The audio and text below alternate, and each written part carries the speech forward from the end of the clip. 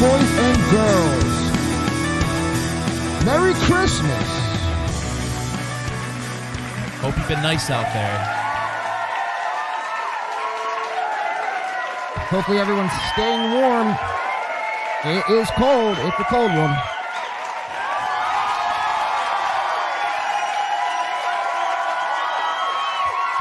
Ladies and gentlemen, Merry Christmas Eve. boys and girls, welcome back to another In the Pain podcast. Let's go. Gotta put on my other glove here. How's everyone doing today? Oh my God, it's Christmas. It is Christmas and it is crisp outside. Nice cold ass air. The Grinch. Oh. But we got the fuzzy Grinch to keep us warm. Dude, let me just tell you now, man, this costume keeps me like super warm. In times like this, when it's actually like below freezing, it's super cold. This costume works wonders, man. I mean, yeah, dude. That's like Santa Claus designed that for a reason, you know what I'm saying? I was just thinking the hat too. The hat's got to keep you warm. Oh, dude, it's great, man. I love it. I don't know though if I'm gonna be able to rock this costume the whole time, just because I can't breathe. I can hardly see what I'm doing here. Dude, you're kind of scaring me too. I'm not gonna lie. Oh my God, I think I was kind of scared of the Grinch as a kid. I was a little bit too low key. High key, honestly. Pretty obvious. The cartoon's fine, but Jim Carrey, man, he sold it, dude. Yeah, he is scary, dude. Probably, I'd say the Grinch for me, it would be like a top 3 movie. All time? Well, Christmas movie. Oh, okay. How do you feel about what the fuck's it called? Damn, I took that bong grip and I drank too many tequila shots last night, so I forgot what I was gonna say. No worries, man. Guys, yes, Merry Christmas. We are here. This is Christmas Eve. This is the last full episode here of the year, so we made it to the end of the year, man. Hopefully everyone out there is, having just a great day, a great weekend, nice little break from school or work or just from doing nothing. Christmas is upon us. I've still yet to actually finish all of my Christmas shopping, which is kind of alarming. But dude, what are you doing? Well, it's not much. It's literally not that much left to do. It's like going to like 2 stores that are very local, but I'm honestly, excuse me, I'm honestly early in my Christmas shopping, and it kind of feels good. And I say early, but I like finished and wrapped all my gifts yesterday, and usually I'm like doing that today. Right. So right. One day at a time. We'll get there eventually. That's what they say. I don't get how people Christmas shop in like fucking not January, like August. July, dude. Yeah, we were talking about that like last week, man. It's like, dude, shout out to those people, man. Those are the real winners. Like as soon as you really have to, because it probably just makes your life so much easier, dude. Yeah, you have no stress. I think a big part of becoming an adult and Christmas shopping and everything like that. It's you want to get it done, but for me, I wait to the last minute. Every year I wait to the last minute. Yeah. I don't know why. It's kind of the finesse of it. You know what I mean? Yeah, because all right, so yeah, like you could go early, go 3 months early, and have unlimited access to almost anything you could want, or you could like it's just that much more thoughtful that you crunch that in a small amount of time. You didn't think about me till the last second, which isn't thoughtful, but yeah. But let me just say this: I was thinking about you the whole time. You know what I mean? It was weighing on my mind. I'm like, damn, I gotta get X, Y, and Z gifts. And the Grinch is actually a sensitive dude that thinks about people all the time. I'm not sensitive. I'm the mean one. X, damn it, X. Yeah. This costume, let me just tell you, Facebook might throw me off their platform because I'm impersonating the Grinch. The Grinch. But nonetheless, guys, we have a really good show to get into. It's not going to be a 7-hour excursion. We do have some dinner plans to get to. Me and Sir Brandon. Very excited for those plans with dinner. Me too, man. Looking forward to it. Loki might peek at the menu, see if they got a Christmas menu. Check it out. This is my first time. I haven't gone out to eat for Christmas Eve in forever. It's always been like going to family's house. Yeah, well, obviously same. But I'm looking forward to it, man. Obviously, like you were just saying, we usually go to like families' houses and celebrate. So this is the first year that it's going to be a little different. But yeah, we're bougie. Ever since we started the podcast, bucks are rolling in. Bucks are rolling, man. I can't even hit the soundbite here.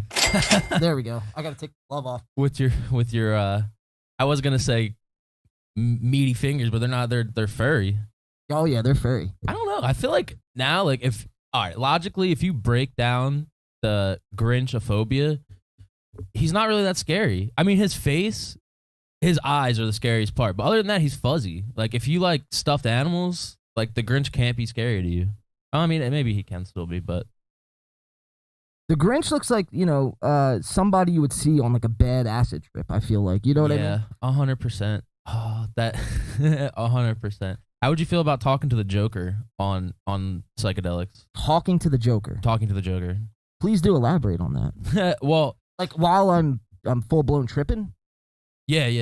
Or like the actual like Joker, like Joaquin Phoenix or whatever the fuck. No. Fucking the character, the Joker, the evil one.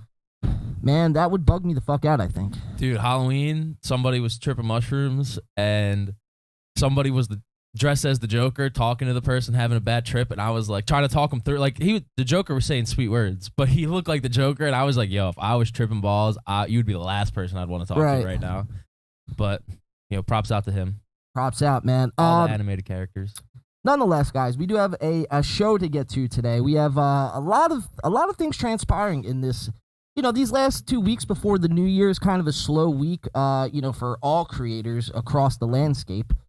But, that didn't stop CoffeeZilla from exposing Logan Paul, That's what I was going to say. Not our boy CoffeeZilla. He's been fucking working. He's been putting in actually overtime this past week. So, Logan Paul, I mean, not that, it was a surprise, but he has been brought to the forefront now, and he is really, the magnifying glass is on him, going into the new year. And we have a naughty and nice list I did make up. That's awesome. He actually did make the naughty list, obviously, shitting on his co-host, George Jenko. Let me get that soundbite. Here we go. If I could be a Jew right now, I would be a Jew. Whoa, George, my ears. Damn, I think you can. You can convert. Yeah, 100%. For sure. So I'm not. That's out of context, but L'chaim. I still George is my fave. Definitely my favorite on that show. He was starting to win me over, but just if you associate yourself with the likes of Logan Paul and Big Mike, for me that's enough to do it for me to just say, nah, man, you're not my cup of joe. Although, yeah, I mean, but I feel like you're totally right. Like he kind of has their like asshole aspects in a way too. It's guilt by association. It's like, what are you doing with those guys? You know what I mean? They're scumbags, bro. They're not. Maybe he's just figuring out his life still. George doesn't know what he's doing. I guess, man. I guess it could be tough, but that's no excuse, man. For the Grinch, Max. The Grinch shows no mercy. The Grinch shows no mercy, man. I am, ready to take down everyone's content creator dreams, man. A lot of people, we throw wrenches into a lot of people's like who they worship as far as these creators. And, we scream it from the rooftops and people want to, throw eggs at us or, hypothetical eggs, not actual eggs. Well, sometimes that happens. But eggs thrown at you before? Yeah, man. You ever been in an egg fight? Been in a food fight, not an egg fight. Wow, I've never been in a food fight or an egg fight. Yeah, it sucked. It's not all typed up to be, let me tell you that. Really? Yeah. But nonetheless, so it's, we throw a wrench into a lot of these people's, just ideals of what a creator should be and who they are. So when we do that, man, I love doing it. Obviously, we're gonna keep doing it, but it's just funny to see some of the reactions. But as of lately, we've seen a lot of people actually come over to the dark side. Ooh, the dark side. So I mean, that's good to see. It keeps me optimistic, man. That the world and society isn't completely all fucked. You know what I mean? Yeah. But I agree.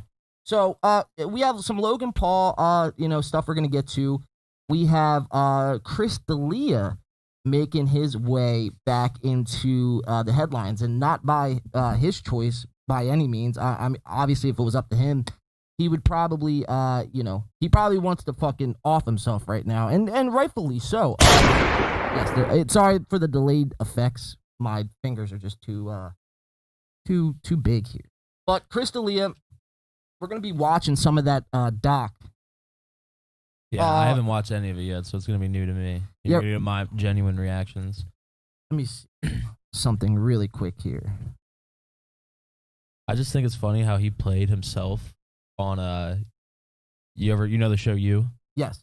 And he played a pedo. And he played pedo, yeah. And then he was in Workaholics and also played a pedo. What, did he? I don't remember that episode. It was, yeah. Well, we're going to actually watch it, too. So it was Kyle Anderson on YouTube. He's a small-time comic, but, dude, what gets me is it takes a small-time comic like Kyle Anderson, and that's no diss or no slight to Kyle, but it takes someone like that to bring, Chris D'Elia back into the forefront, because obviously everyone knows that 2 years ago, Chris was, quote-unquote canceled. But then, a year later, he puts out this bullshit apology video. It comes back like nothing happens. His fans embrace him back in like everything's all fine and good. I'm sorry, man, but, I draw the line at fucking Kid Diddler. I don't know about you guys, but call me old-fashioned. The Grinch doesn't draw many lines, but that's where he does draw the line. That's my line in the sand. Yeah. So, if anything, you hate kids. Yeah, right.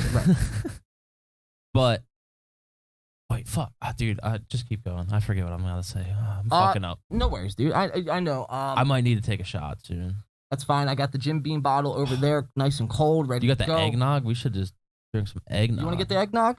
I'm down. I'd rather drink the eggnog, to be honest. Yeah, me too. Why don't you just want to? I could wait, honestly, for the eggnog. Well, let's do this. Let's wait for the eggnog. Yeah, because it's already a short show. I don't want to have to. I don't want my stomach all full this early in the morning. Yeah, and one of those drinks, I was drinking that last night. One of those drinks, man, will have you nice. So, two of them will actually have you kind of fucked Right, up. so we got to be careful here. We have to be careful. We have to pace ourselves. We're gonna be drinking. We have to drink responsibly. Drink responsibly. It is Christmas Eve, ladies and gentlemen. So we got Chris D'Elia, Logan Paul. We have some sports going on all day. We got some NFL. The Birds play today at 4:30. Go Birds. Go Birds. Ooh, Max. Jalen Hurts obviously is a no-go today, but Gardner Minshew will be taking the saddle at quarterback. So, if we win, it's a big game, man. We clinch the 1 seed. We clinch the division. We clinch the first-round bye. We clinch home field advantage through the playoffs. So, the implications couldn't be higher this year for Christmas, man. Hopefully the Birds could deliver us a win, and, it would make everyone's Christmases that much better. We have a new song from the Birds, Jason Kelsey, Jordan Mailata, and Lane Johnson. That'll be our drinking song coming up here in just a moment's time. I'm trying to think. Elon Musk is stepping down from Twitter. We're going to be diving into a little bit of that. And, the guy who really got us to this point, we're going to be watching the roast of Brendan Schaub. This week in Schaub. So we have a jam-packed show, but roasted? Well, like the roast of, you know what I mean, like how they did. Yeah. So yeah. He should go on like a fucking roast. The Jeff, what's his name? Jeff something. Yeah, I know you're talking about. Yeah, it's slipping my mind. Dude, everything's slipping my mind right now. What the fuck's his name? Jeff, the bald dude. Yeah, Jeff something. Whatever, it's irrelevant. It is. But anyway, guys, so yeah, we have a jam-packed show. It's going to be a little bit of a shorter show today, but nonetheless, it's going to be a good one. So, buckle up your seats and, get ready. Let's relax. Let's have a good time.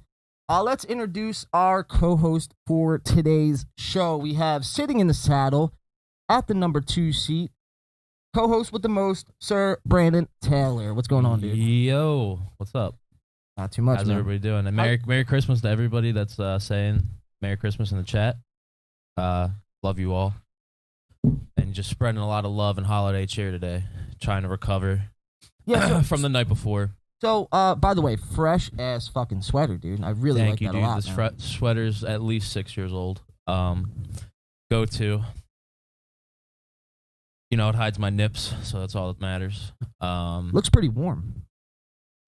It would fool you. I could use an underlayer for sure. Especially in these conditions. A little weather report. It's fucking cold outside. It's so cold, man. Yeah, we had a crazy cold front coming in from our buddies up in Canada. I think everyone's been really getting hit with this cold front, like throughout the country. It's a big ass. I went down to like Texas. I'm pretty sure it like hit the whole middle and then came over.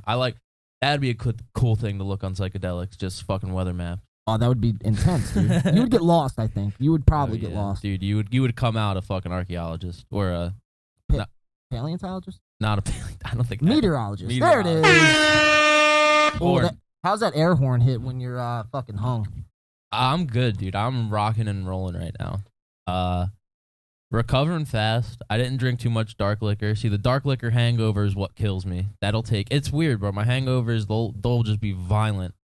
And then next minute, I'll be okay. What were you drinking last night, though? What really did me in was I took some Jaeger bombs. I haven't drank Jaeger in probably like 6 years. But then just, tequila, a couple beers. Nothing crazy. I just didn't eat a lot. So I did get pretty sauced up. I didn't eat anything all day. I ate a fucking bowl of rice. I do like meat. It wasn't even rice. It was cauliflower rice. So I don't even think that counts. That's counts as horrible. rice. Yeah. You gotta put something in your stomach, like some sort of, I wouldn't say greasy food, but definitely some sort of like bread. Or I should have stopped at Wawa beforehand. I Yeah. did fuck up. Because I'm not even going to lie. I drank my first beer of the night. I did drink it pretty fast, but I was like, damn, like, this is how we're going to be tonight. Oh, the Grinch is bald, everybody. Yeah, my hat fell off. Give me a second here. Camera's on you. Yo, the Grinch's hairline's fucked up. You need to get... You coming at my hairline, bro? Come on, man. I work hard on this shit. I wonder if you could go... You should just go to the barbershop, get a shape up. Like this? Yeah, like that. So we were thinking, actually, we were talking about we're going to be going out to dinner here in just a little bit. After the show, we're going to wrap up, get ready, and head out to dinner. But I was thinking, man, really, like, I'm just going to show up like this. You know what I mean? I'm in the Christmas spirit. You know what I mean? I'm going to go in there, take everyone's plates, throw them in my little knapsack that I got, which, by the way, shout out to Amazon for providing this costume. I mean, this is a nice little costume here. I mean, I might even wear this for Halloween, dude. This is a fucking legit costume. I mean, I fool myself sometimes. I'm looking in the mirror. I'm like, ho, Ho, ho. ho. But Who's that handsome devil? I don't know if I'm gonna be able to do the whole show in the mask though. I mean, that was my Dude. problem on Halloween with the Trump mask. Like, I just couldn't breathe or see. Like, Dude, I wouldn't blame you. I wouldn't lose no respect if you did it, because that does not look comfortable. What's the and it's got to smell like plastic, right? oh yeah, dude, it's yeah, It smells like a mask. legit plastic. I'm probably like breathing in like horrible chemicals, microplastics. Microplastics, probably. Yeah, it's all right. It's in everything we eat anyway. Yeah, we're all fucking going to die anyway. Yeah, so fuck it. The Christmas spirit died very quick. Yeah, that took a left turn, huh? But all right. So why don't we dive into our first shot, and then we're gonna get into it, man. I'm trying to see. I'm like, it's Dude, really. you got the 4 roses here. Are you really tempting me with the 4 roses right now? Well, that's not cold. That's kind of been sitting there for a little bit, but I do want someone to finish it. Small batch select, man. Some good shit. This shit gets me right. Here, It says non-chill. I was gonna say, hold it up. There you go. Non-chill. Got no chill. You got no chill when you're drinking 4 roses. That's for damn sure. Are you gonna do the Jim Beam or the 4 Roses? Dude, I don't even know what I'm gonna do. Well, the Jim Beam is ice cold, so that might go down a little easier, to be honest. You want to do a shot of the Brain Force and then do the shot of our regular shot? I'm gonna do a shot, chase it with the Brain Force. Oh, you're a fucking nifty motherfucker, huh? I might chase it with a rip. That would be intense. Yeah, but I don't want. Don't die on me, man. We still got like 2 hours left of coverage here. Yeah, I'm not gonna do a rip though. Not in here. Not right now. There you go. Well, we'll save it for after. But we do have a new song. We got Santa Claus is Coming to Town. This is like a 5. Do you want to listen to the whole thing? It's about a 5.5 minute song. It's our boys, Jason Kelsey, Jordan Mailata, Lane Johnson. We have Jalen Hurts on the track. We have Brandon Graham on the track. A lot of the Eagles, were on this song. So I feel like, what is it? oh no, it's Santa Claus is Coming to Town. It's just their version of it. I guess we have to listen to the whole thing. Is it like, yeah? Might as well. I mean, it's Might as well. it's Christmas. We don't really do this. We could always just lower it, let's put it in the background. I'm kind of curious that, damn, like that's a 5-minute song. They were in the fucking stew. Oh yeah, dude. So yeah, all right, let's do that. I'm gonna pour up a shot here. I'm gonna cut the camera to you to do the shot there, because I'm not gonna be able to actually get the shot into. You don't want anyone to see your real identity. Yeah. I'm trying to conceal my identity. Because you're gonna go steal a bunch of fucking plates later. This is actually not even John under this mask. This is someone else. This is Max. Max. Yeah, Max strikes back. All right, let's do it. Let's get into our shot of the day. We have our shot song, Santa Claus is Coming to Town. Hopefully everyone is in the Christmas spirit.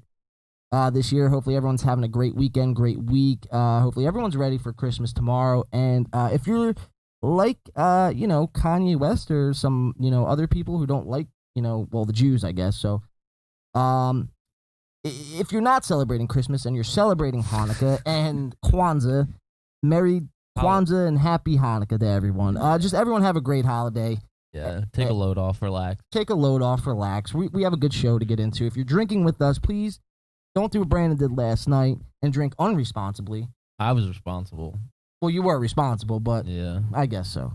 But either way, drink responsibly, don't drink and drive, all that good stuff. And then, we're going to have a great show to get into. So without further ado, we have Jordan Mailata, Jason Kelsey, and Lane Johnson with the rest of the Philadelphia Eagles on Santa Claus is Coming to Town, ladies and gentlemen. Enjoy Christmas 2022. How many views does this have? If it's over 80K, I'm going to take the Four Roses. If it's under, I'm taking the Jim I think I Beam. just started to see some snow flurries. What is it? It's getting It close. was at 20, but it's not. Now, pretty soon we'll be able to see Santa flying way up over That doesn't matter. It's not Jim up. Beam. It's not uploaded on their I hope actual y'all been channel. good this year. Are you guys all going to be on Santa's nice list? I mean, come on, Kels, of course. Oh, okay. Oh, I know I'm on that nice list this year. Oh, are you now, Lane? Did you see my block on that last Boston Scott touchdown? Hey, hold up. Do you think Philadelphia will be on Santa's nice list this year? I think so. That is, as long as we don't throw snowballs at him again. Whoa. All right. Philly, Cut the camera you to better you. be good. Santa's got his eye on us. You better watch out. You better not cry. Cheers, guys. You better Wow, not dude. pout. I'm telling you why. He's got a voice. Santa Dude, they're really Claus good. is coming to town. Santa Claus is coming to town. Santa Claus is coming to town. He's making a list. He's checking it twice. He's gonna find out who's naughty and nice. Santa Claus is coming to town. Santa Claus is coming to town. Santa Claus is coming to town. He sees you when you're sleeping. He knows if you're awake. You get that brain He force. knows if you've been bad or good. So you better be good for goodness sake. You better be good for goodness sake. You better watch out. You better not cry. You better not pout. I'm telling you why.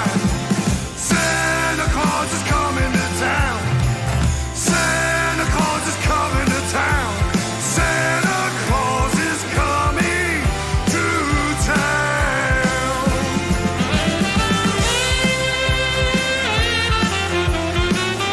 I wonder who did the instruments.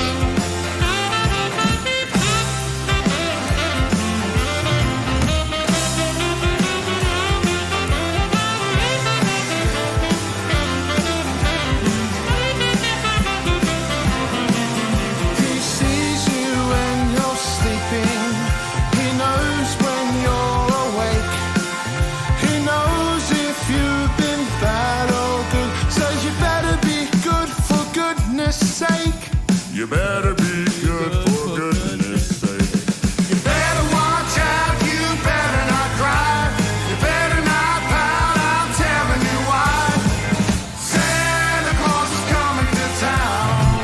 Santa Claus is coming to town. Santa Claus is coming to town. And so is the Grinch with Max. Oh my gosh. Man, I don't know what it is, but I just love being here with you guys. There's nowhere else I'd rather be, boys. Hey, Jordan, how you Man, doing? Hey, Merry Christmas, man. Merry Christmas to you. Hey, what's on your Christmas list this year, Jordan? Well, I tell you what, the Christmas cheer is all I need. Oh, boy, that was too sweet. BG! Hey, what's up, Philly? BG, welcome in, baby. Brandon Graham, everyone.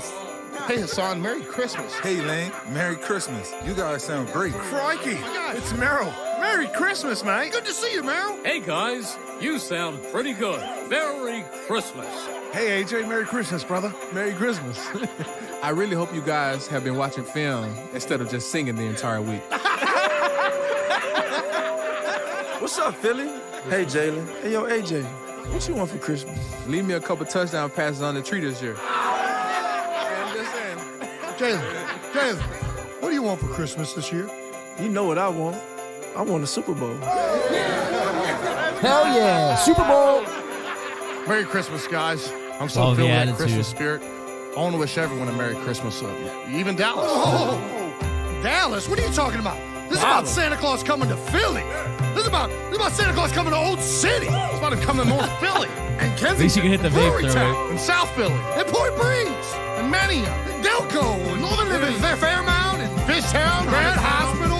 West Philly. And you know what? Even you too, South Jersey. Even you guys. Santa Claus is coming. All right. Come on, everybody. waiting for it. Sing it with me one more time. Santa Claus is coming to town. Santa Claus is coming to town. Santa Claus is coming to town. Santa Claus is coming to town. Santa Claus is coming to town. Wow, I'm not gonna lie, that just got me hype as fuck. We might have to pull the game up at dinner, dude. We're going to, bro. That just got me so hype. Garden Minshew, let's go, baby. Merry fucking Christmas. Merry Christmas, everyone. Hell yeah. Our boys aren't just good on the football field, man. They're actually fucking Class A singers. Cut that shit. Cut that shit. Too loud in my ear. Dude, All right. that was good, right? That was good.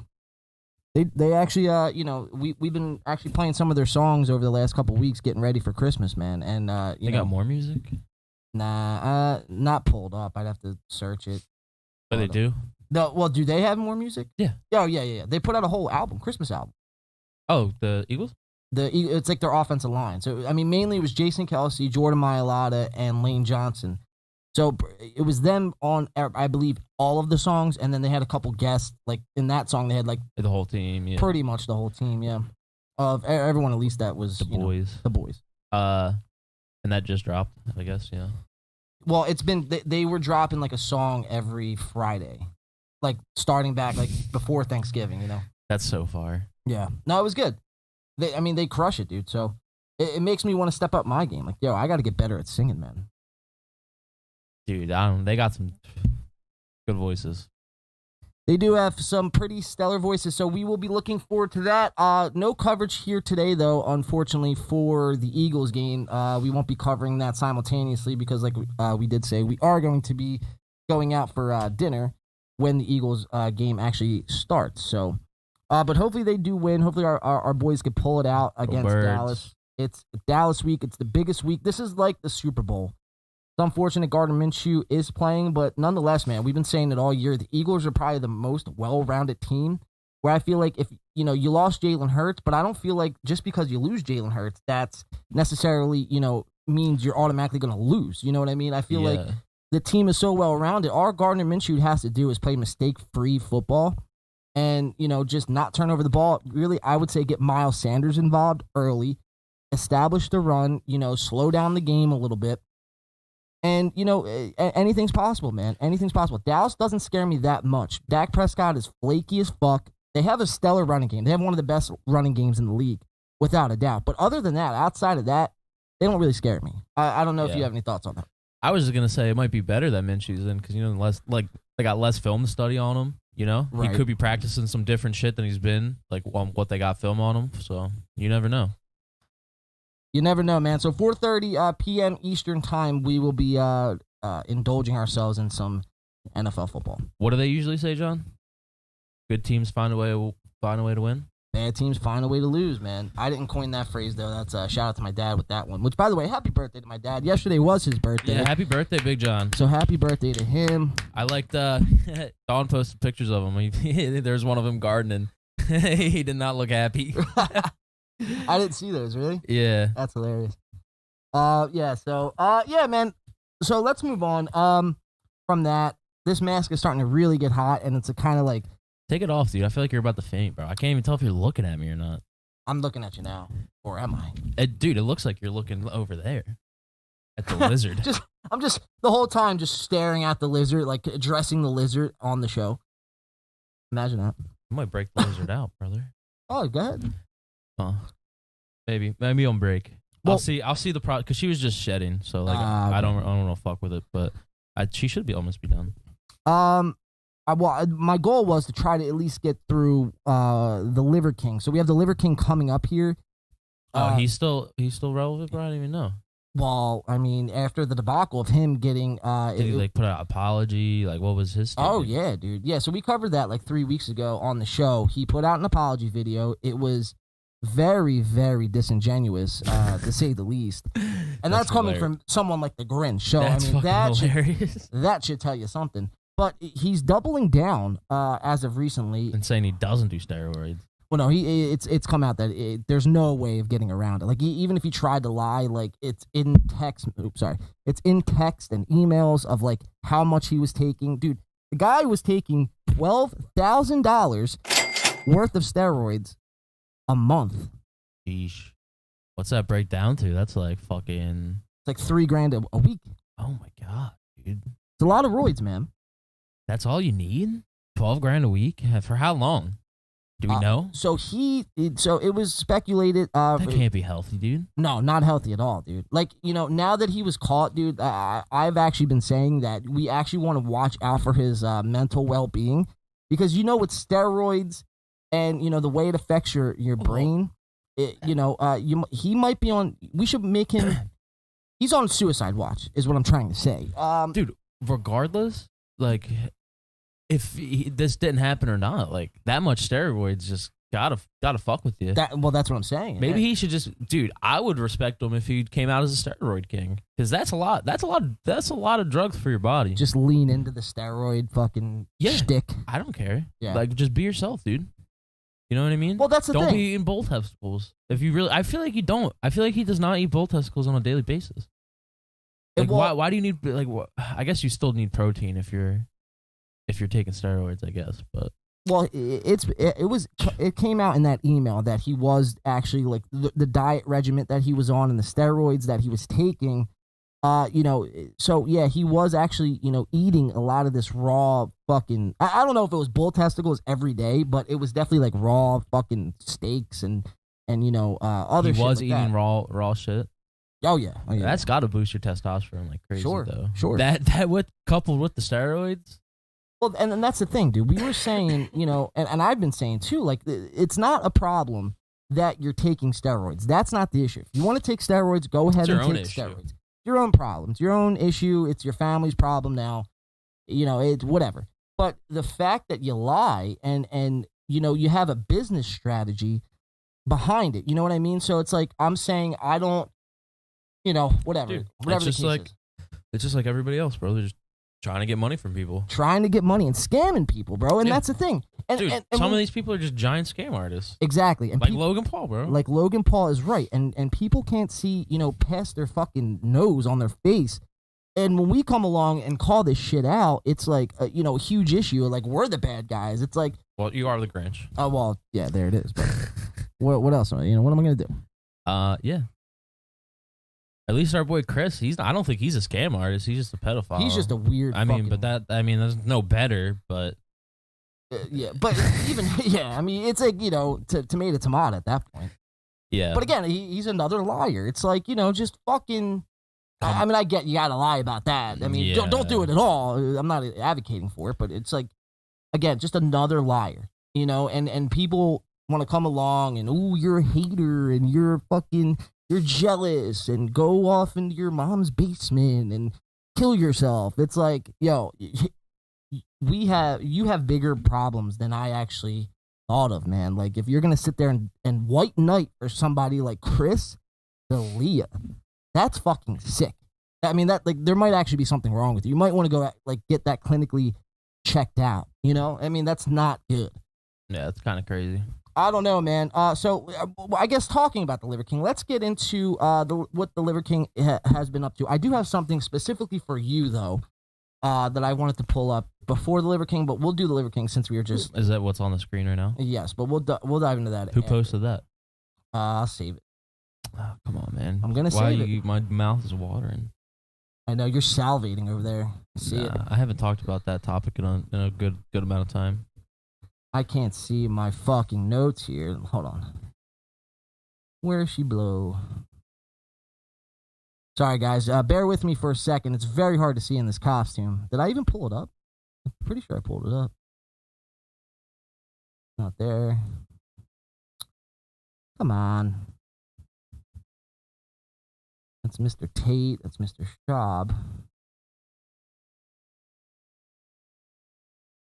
I guess I didn't pull it up, huh? I thought I did earlier. All right, 1 second. I'll pull it up now. Let's go here. Let's go. Show notes. Got to scroll all the way up to the beginning of the week because this happened. This was like the beginning of the week. Sorry about this, guys. I can't feel my face when I'm the Grinch. And I love it. All right, here we go. All right, so this is the Liver King this past week. This was courtesy of TMZ Sports. It says the title simply reads, "The Liver King lifts weights in the middle of LA traffic, still on steroids." Nothing has changed for this guy, man. So let's see what happens. Dude, it sounds like he's fucking going through the ringer, man. Yeah, so this is he the even from LA? I don't think so. I think he's from like fucking like What the fuck is he doing? Utah. Like, what are you doing in LA? Lift the weights in traffic, bro. Yeah, like why are you go home? Why are you lifting? That doesn't make any sense to me. But let's watch it. Let's see how this all unfolds. This is the Liver King lifting weights in traffic. I want to see his demeanor because he could pull it off. What are you doing today? What's going on? Steroids. Steroids, just like that. Steroids. I don't know. I mean, don't get me wrong. He's big, but I kind of thought he was bigger. I thought he was like huge. I mean, I guess. Well, look he at the is guy huge. behind him. I mean, he's fucking. Yeah, he's pretty fucking. I guess he's just not as tall as I thought. Maybe that's what it is. Well, I think the Liver King's only like 5'7". Yeah. It's pretty fucking short. He is fucking yoked though. You can't even lie. Oh, dude, he's a fuck. Yeah. Well, that's $12,000 worth of steroids. Dude, That's I what it'll do to you. Would not want to get in a fight with him. Absolutely. I mean, dude. Does he fight? He should fight. Well, just because you're on steroids doesn't mean you're a good fighter. I mean, you could be jacked all you want till the cows come home, but you still could throw a punch like a bitch. Dude, I mean, I think he would fuck me up, honestly. I think it's more the intimidation, bro. I would honestly be scared to fight this man. Nah, I'd go right for the beard, dude. I'd right for the beard. Yeah, you're not wrong. You're not wrong. Fucking, I'd fight dirty, dude. Fuck it. You're on $12,000 worth of steroids, dude. I've never touched a steroid in my life. I'm grabbing a bull testicle and smashing it on his face. Well, hypothetically, if this were to ever happen, I mean, if a judge is watching, we don't want to, you know what I mean? If a judge is watching, what's up? If you're a female judge, I need a sugar mama. All right, let's get back into it. This is the Liver King in the middle of traffic here, lifting weights, still on steroids. Is he going? I feel like he's going to bust out some deadlifts or something. You'll see. Okay. Why are you working out on Wilshire Boulevard? Fair question, right? Why are you just that's here? That's what everybody wants to know. Because if you see Liver King, you see somebody working out. Yeah. That's the only way to be. Okay. And the name is Liver King because liver is king. If you want more drive, more determination, more I'm going to kick ass in life, eat liver because liver is Are you not going to take king. this across the... Can you not carry that across the... Oh. He's literally going to set up shop in the middle of the road here, you know, obstructing traffic. If I were to do this, dude, I mean... He doesn't sound sane. I mean, he sounds like he just took some steroids, honestly. It sounds like his adrenaline is going crazy right now. Well, it's probably a little bit of that, but a mixture of like a midlife crisis, dude. I mean, think about it. Your whole persona was how you're this natural guy lifting weights and you're an inspiration to millions of kids worldwide. And then now, all of a sudden, you're exposed for doing what everyone already thought you fucking were doing. To your point, it's obviously on his mind because first thing that comes out of his mouth is steroids. Steroids, right. And like he's serious. Like he's not joking. Like if I said that, I'd probably like throw a chuckle in there or crack a smile. No, this man's serious. No, this is a midlife crisis we're watching. I mean, I'm not joking when I'm saying, bro. Like we have to like keep an eye on. Like he is on suicide watch, bro. I mean, if he's still continuing to take that amount of steroids, like I feel like in general he should just have somebody. He probably does. He probably does have somebody just monitoring. Oh yeah, him. Handlers, dude. They all got handlers. They probably just lock him up. They probably can't control him. Nah, this guy's a fucking wildebeest, dude. All right, let's keep watching. Okay. He's gonna continue to lift weights as if nothing is crazy about this. I will say though, good form.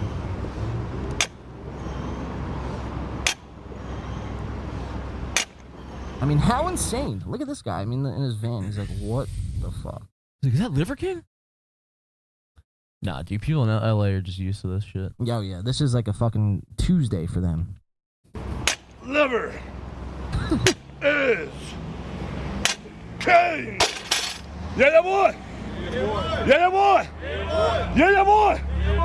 Primos. How many was that? I don't count. Oh my god, this fucking guy, dude. I don't count. What a fucking conceited prick. Nah. Like, fucking humble yourself, bro. Like, you're not the man you said you were, and now you're still going with this shtick. Like, people would respect you more if you were a little bit just more genuine overall, but you're not. You're a fucking conceited asshole. Hey, I feel like he might be on the way because this time he just came right out and said he's doing steroids. Well, that's not, yeah, but that's not humbling yourself. I mean, he has to say that. He can't say otherwise. I mean, everyone knows that he's on steroids. Yeah. He might not just count, though. He might just bump it out, dude. He's a beast. Came alive. Well, sure. It's $12,000 worth of steroids. That would get to anybody's head. I don't think you could do that and it not, and like if you do that and get that shredded and just constantly take that many steroids, I don't feel like there's a way you could be humble. There's a way. No, you could be humble, but I mean, I guess the question would be, could you be mentally sane? And that's two different things. Probably not. Because your ego is probably super inflated along with your fucking biceps. You know what I mean? So it's like he's the type of guy who thinks his shit doesn't stink. He wakes up every day and like looks at himself in the mirror. As he's fucking his wife, he like has a mirror in front of him and he looks at himself. It's pretty kinky, yeah. You know what I mean? It's like, Jesus, dude. Fucking, his shit probably doesn't stink if he's eating fucking bull testicles. Or it probably stinks actually probably awful. Worse. Yeah. It probably stinks worse. All right, let's keep watching. Okay, would you mind coming over our bus and saying hello? What do we got going on? TMZ Celebrity Tour. You gotta come say hello. This is Connor from TMZ Sports actually right here. Nice to see you, man. Hell yeah. We got a party coming on? Yes. Liver King doesn't say no to a party. Oh yeah, baby. Let's do it. How come can I ask, a lot of people want to know, why did you lie about taking steroids? Yes, I love the question. You know, you distract them with a good time, and then you get right back to the point. Dude, he's not okay. Like, he's really not okay. That's good. We'd like to see it. TMZ does. Yeah. I mean, I applaud TMZ in this situation here. Like, you could just tell he's not there. Like, I've seen other interviews where he's, like, there. Like, yeah, like mentally... Yeah, it does not seem like he's there for me right now. I mean, what gave it away? Him lifting in the middle of the fucking street? I mean, Jesus. This guy... Did he leave the weights there? Yeah, just left them. It's your problem now, Wilshire Boulevard. You fucking cleaned it up. All right, there's like a minute and a half left of this video. Let's see how it all unfolds. So the nice lady here, the interviewer, is going to get right back to the point, and that's what we like to see with interviews. You know, sometimes, you know, people pussyfoot around like what everyone wants to know, and you know, because it's awkward to ask or whatever the case is, and we don't actually get any juicy details. But this reporter, hats off to her, you know, she distracts Liver King. I mean, this is like journalist 101. They taught me this back in school. Is you divert with a good time and you get right back to the point. You know, you do not let that point go off the hook. So let's see how it all unfolds. Stupid. Yeah? I dug myself into a hole. I kept digging myself into that hole. Yeah, how fun? Listen, I regret it. Yeah. Out of all the dumb shit I've done in my life. Yeah. That was the dumbest. Yeah. But now I got a clean slate and I'm gonna move forward. What do you say to people that think that because you lied about steroids, you wouldn't lie about ab etching? Yes! I love it, dude. What's the ab etching? I don't even know what that is. Fake abs, like ab implants. And that's really the new dilemma now. Now look at his face. He's like caught red-handed. Like, you're right. But that's the new dilemma now. Like, and she's absolutely right. You know, you lied about steroids. Why wouldn't you lie about, you know, the rest of your fucking physique? She's good because, like, I guess she was just on this bus and she already has these questions for Liver King. Like, it sounds like she's researched and studied this for years. Well, I mean, no. What does he say? Not research it for years. I mean, she's asking what everyone wants to know. Yeah, she's good. TMZ got a good one. All right, let's keep watching. I went to the world's best plastic surgeon. Yeah. He's right over there. He did the whole procedure. He's performing surgeries in the middle of the street. You know, he's a good guy, let me tell you. Max! Let's keep watching. Yeah. The tell-all. Go to my Instagram, go watch the story, and go see if there's any real ab etching or ab implants. How can people trust you, though, if you lied about one thing, you wouldn't lie about another? Great question. Or any other things? I'm not asking anybody to trust me. What I'm saying is, what you better trust is the world is hurting at record rates. People are living a life that fucking sucks, that they hate. They're hurting. So what you better trust are the facts. You better find another path forward. You don't have to listen to this guy. Yeah. But you gotta listen to somebody that's gonna help lead you to living a better kick-ass life. Yeah. And that's all fine and good. And this is his whole shtick. It's like he's doing all this because there's people with mental issues and they're depressed and they have anxiety and they're killing themselves at record rates. And, it's like, bro, that doesn't take away from the fact that you profited off of lies. You sold people a false idea and got them to buy a product based on a lie. That's where we're at. There should be no other ifs, ands, or buts. You know what I mean? Like, you have to, like, shape up your act, my dude. Otherwise, like, your time on the internet is, the internet will weed you out, is what I'm trying to get at. So, so that's been his biggest, deflection, is like when the question gets too, hard to handle, he deflects back to the people in pain, to the people struggling with mental abuse. And that's all fine and good. People struggle every day. Hopefully they get better, for sure. But if you're the Liver King, it has nothing to do with what we're talking about here. So this is just a deflection 101. Let's keep watching. Yes. Listen, there's no doubt that steroids helped. But I'll tell you this. No shit. Could have fooled me. There's videos all over the internet of how I looked before steroids. Yeah. You're going to see videos all over the internet of how I'm going to look after steroids because I'm transitioning off. All 9 ancestral tenets will optimize your hormones and your neurochemistry. This is not about big biceps and abs. What this is about is living a life, the body and brain that you have that you love. Yeah. Right? Steroids can't create authentic philosophy. You're still taking steroids now. Right back to the question. I love it. He's going off on this tangent, the 9 ancestral tendencies, and you got to do this. And she goes right back to it. So you're still taking steroids? This morning, he says. Morning. Why? Well, I have a plan to come off. It doesn't happen overnight. Listen, thank you for having me on. Now we've come, we've came, we've conquered, we've had a good time. Thank you for having me on. Thank you, Liver King. Great to see you. Good luck. Merry Christmas. Merry Christmas. Thank you, Liver King. He's like, fuck this party. Fuck this party bus. I'm out. You guys are asking hard questions.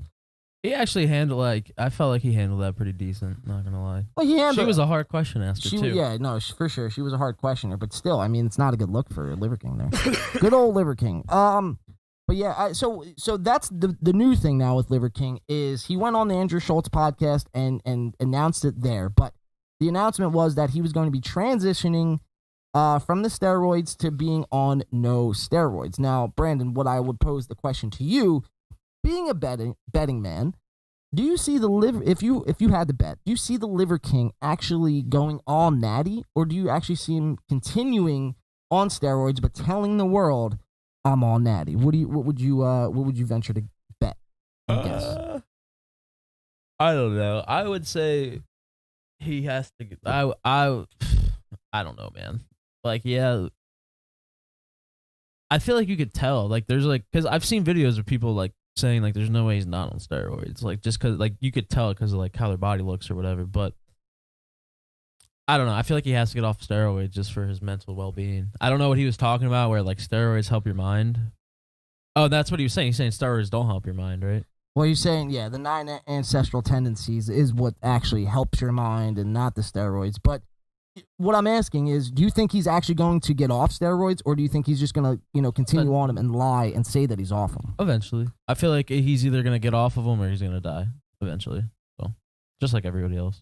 Everyone else who takes that much. I mean, look at Chris Benoit. You remember him, the wrestler, and Eddie Guerrero, and a lot of these other guys, man. They get fucking stir crazy on the roids and they fucking off themselves. Yeah. And that's not good. We don't like to see it. But that is what it is, man. That's that's the game you play when you take the amount of steroids that some of these guys tend to take. So the Liver King, ladies and gentlemen, he will be on our docket heading into 2023. He's actually one of the guys who made our naughty list. Now, I wanted to go over this, but we started to talk about the Liver King, so I figured why not just dive into that first as our first clip. But I came up with the little naughty and nice list, Santa's naughty and nice list for this year, on the show. So you want to dive into it, B? See what you got. So the naughty and nice list. Hold on, it's very hard for me to see here. 1 second. Naughty and nice list. So naughty, we have Sir Brendan Schaub. He's number one. Number one on our naughty list is Brendan Schaub, obviously putting out one of the worst specials in the Gringo Poppy of all time. And that's very hard to do. I mean, he put out a special before his first special on Showtime, and that was horrible. That got like 1 out of 10 stars. So to come back and put out even a worse special is pretty hard to do. So number one would be Brendan Schaub for putting out the worst special of all time, having 7 different podcasts and none of them being anything worth of substance. So Brendan Schaub does come in at that number one spot. So Brendan Schaub will be receiving coal this year. And I think all of Reddit would agree with you. All of Reddit does agree with me. Check it out. Go to the Fighter and the Kid Reddit now. It's a great place to spread the hate for Brendan Schaub or Chris Delia or whoever is in that little circle. Great spot, let me tell you. Yeah, man, it's been fun being on Reddit these last couple months. It opened my eyes to a lot. Let's just leave it at that. Number 2 on our list, we have Logan Paul. Logan Paul makes the list. You might ask why, and that's not really a hard question to answer. The reason why is, number one, he hates God. And, he fights, and you can hate God all you want, but, the fact that he shits on his co-host, George Jenko, for George loving and worshiping God, that's the issue we have. And he's a scammer. Well, yeah. So yeah, Logan Paul hates God and exposed for scamming people out of Zoocoin, and also, obviously, that's bad in and of itself.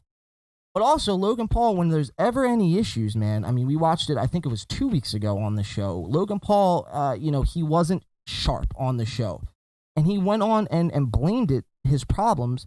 This might irk you, Brand, because being a fellow 420 Blazer.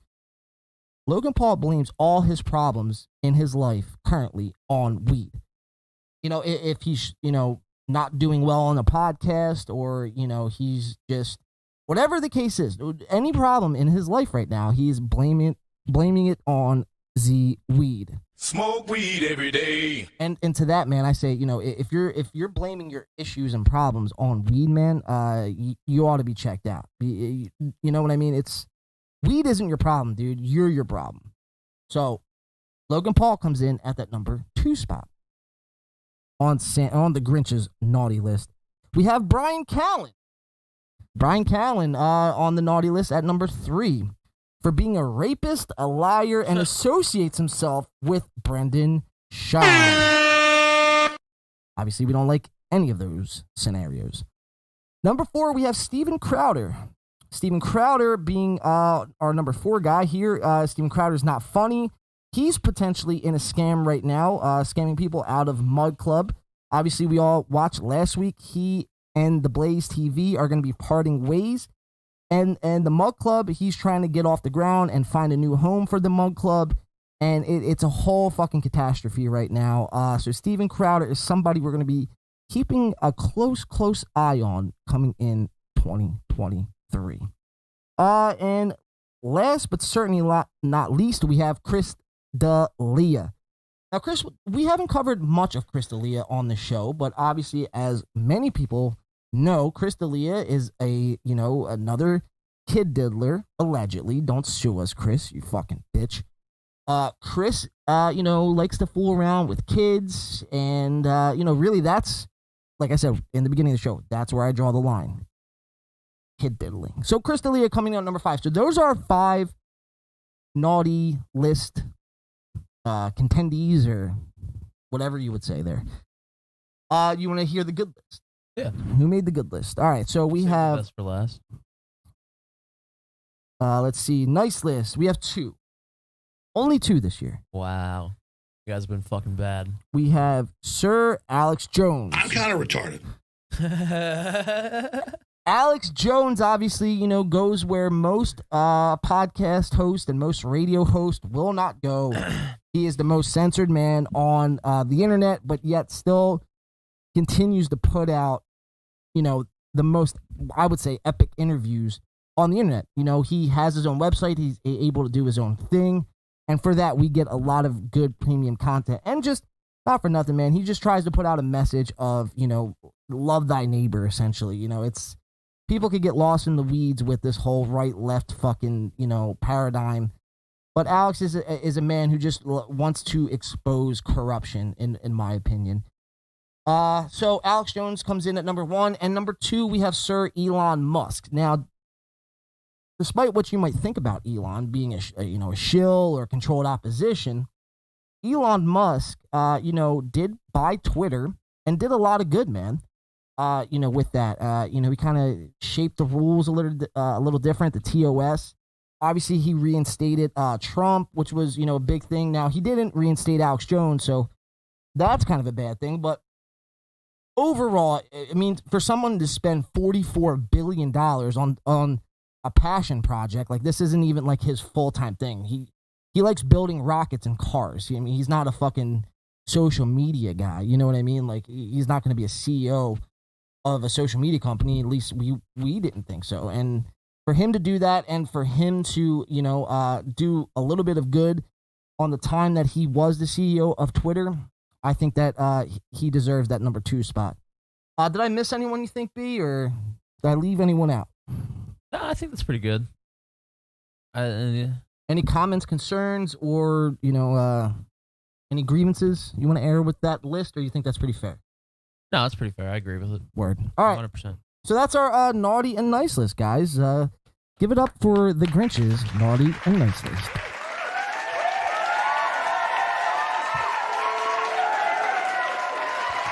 All right, so this was another little topic we had. Now, this is something specifically I had picked out for you. Now, as of recently, I've been seeing on Twitter Tom Green. Now, for everyone who may not know Tom Green is one of the pioneers of podcasting, just a DIY podcast, doing it from his own basement, all those years ago, and, it being successful. Now, Tom Green is kind of living the hippie life now. He travels around in his van with his dog, Max, and I don't actually think that's his dog's name, but, he travels around in the van. He tries to, produce as much content as he can. And Tom Green, though, over the last week has been putting out a lot of flat Earth images and tweets. And I thought it was very interesting. Someone like Tom Green. Now, a lot of people, will write this up as Tom being, he lost his mind. He's not well in the head. Pray for Tom Green. But, I think this is super, I would say, brave for somebody to go out and post something like this. Whether you think the world is flat, round, a fucking triangle, whatever your thought process is. I think it's an industry plant. Just from looking at it, that's the vibe I get. Industry plant, 100%. Tom Green's an industry plant? Yeah. He very well could be. But Tom, he isn't really connected to the industry, though. That's the thing. Well, somebody's planting him. Because, I don't know. I don't like that picture. Here, there's more. That's the only thing. That pic, I could. So here, we're on Tom Green's Twitter now. Let's see. Here we go. So this was someone on Twitter asked the question. My question for the actual flat Earth people is this: why would anyone want to trick us into believing our planet was a ball if it really was flat? Quo bono. And then Tom responds, because they are hiding an extra land and continents from us. They are imprisoning us on a finite globe rather than potentially infinite flat land mass. So, it's just pretty fascinating to see someone like Tom. Here's another video. Exactly, like a dinner plate, he says. Someone saying, yep, looks round and flat, a perfect flat circle. And then Tom responds, yeah, like a dinner plate. I don't know, dude. I don't have the technology and research behind to decide whether the Earth is flat or round. I almost said flound. All I know is the people who have told us that the Earth is round are the same people that lie to you about everything else. So why would you all of a sudden believe them that the world is round? You know what I mean? Yeah. I mean, me personally, like, I don't know, Flat Earth kind of taught me, like, I don't know, like, the best way to say it, but, like, it's just, like, some shit's just designed to stir the pot, you know what I mean? And that topic is one of them. Like, everybody will disagree until the cows come home on this topic. And it's like you just gotta, like, accept it. And, like, I don't ever try to, like, push these views on people at all. But, like, one, I could just tell you NASA's not a trustworthy company. No.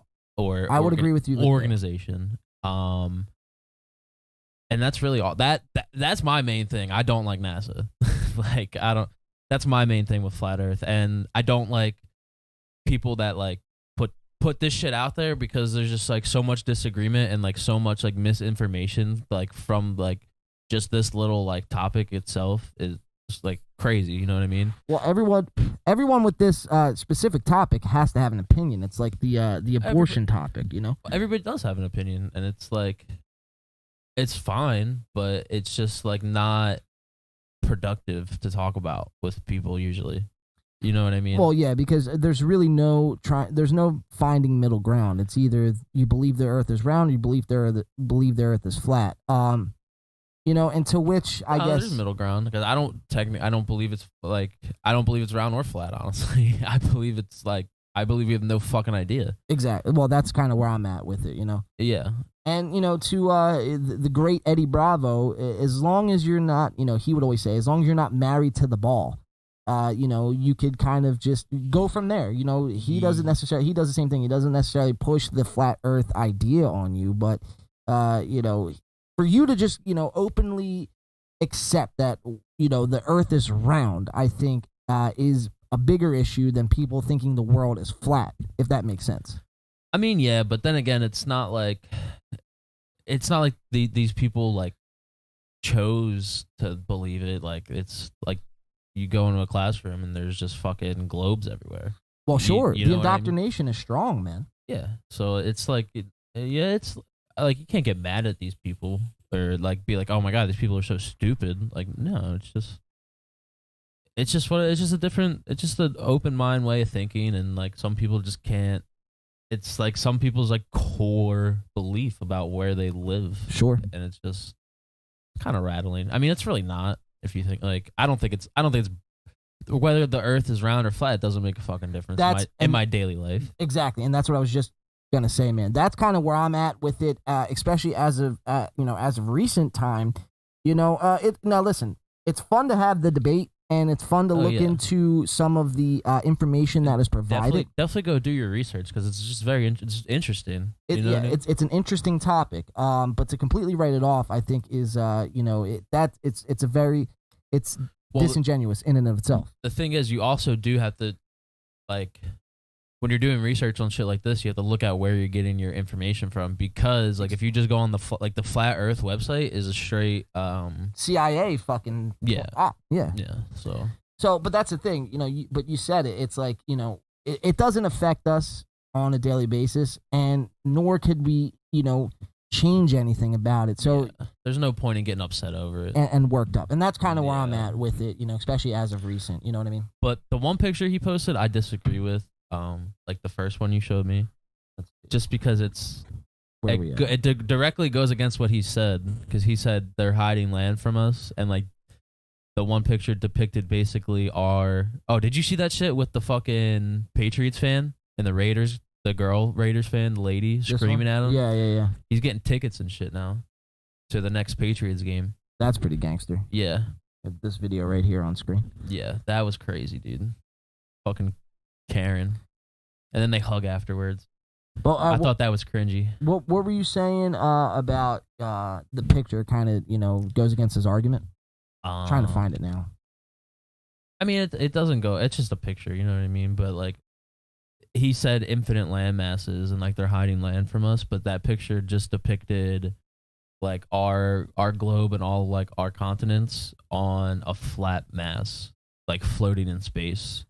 And there's, like, an edge. That's not flat Earth. Well, like, And like that's the other thing. Like people are also conditioned. If you live in the United States, I don't know how education, like younger education, is elsewhere, but like you're taught Christopher Columbus. Like everybody made fun of him because everybody thought the world was flat and they were gonna fall off the world. Right.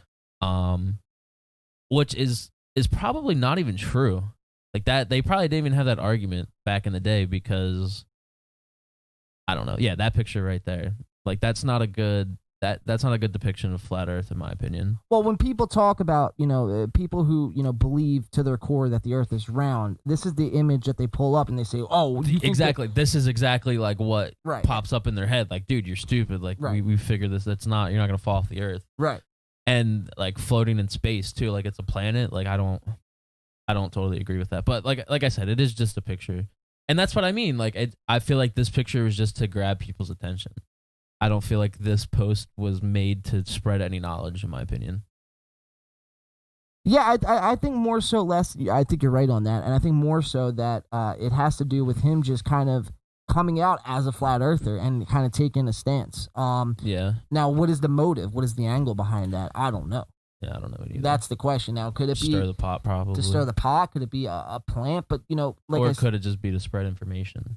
I don't know. Sure, it could be a plethora of things. I just thought it was pretty fascinating seeing someone like the likes of Tom Green, who, like I said, you wouldn't think he was a flat earther. I would think that he questions a lot of things and maybe has flat idea thoughts. Not married to the ball. But he's not married to the ball whatsoever. But to actually come out and be like flat Earth, you know what I mean? I mean that's a big step in someone's life and in someone's journey to, believing in whatever they believe in. Yeah. That's a big step to actually to say that online to everybody.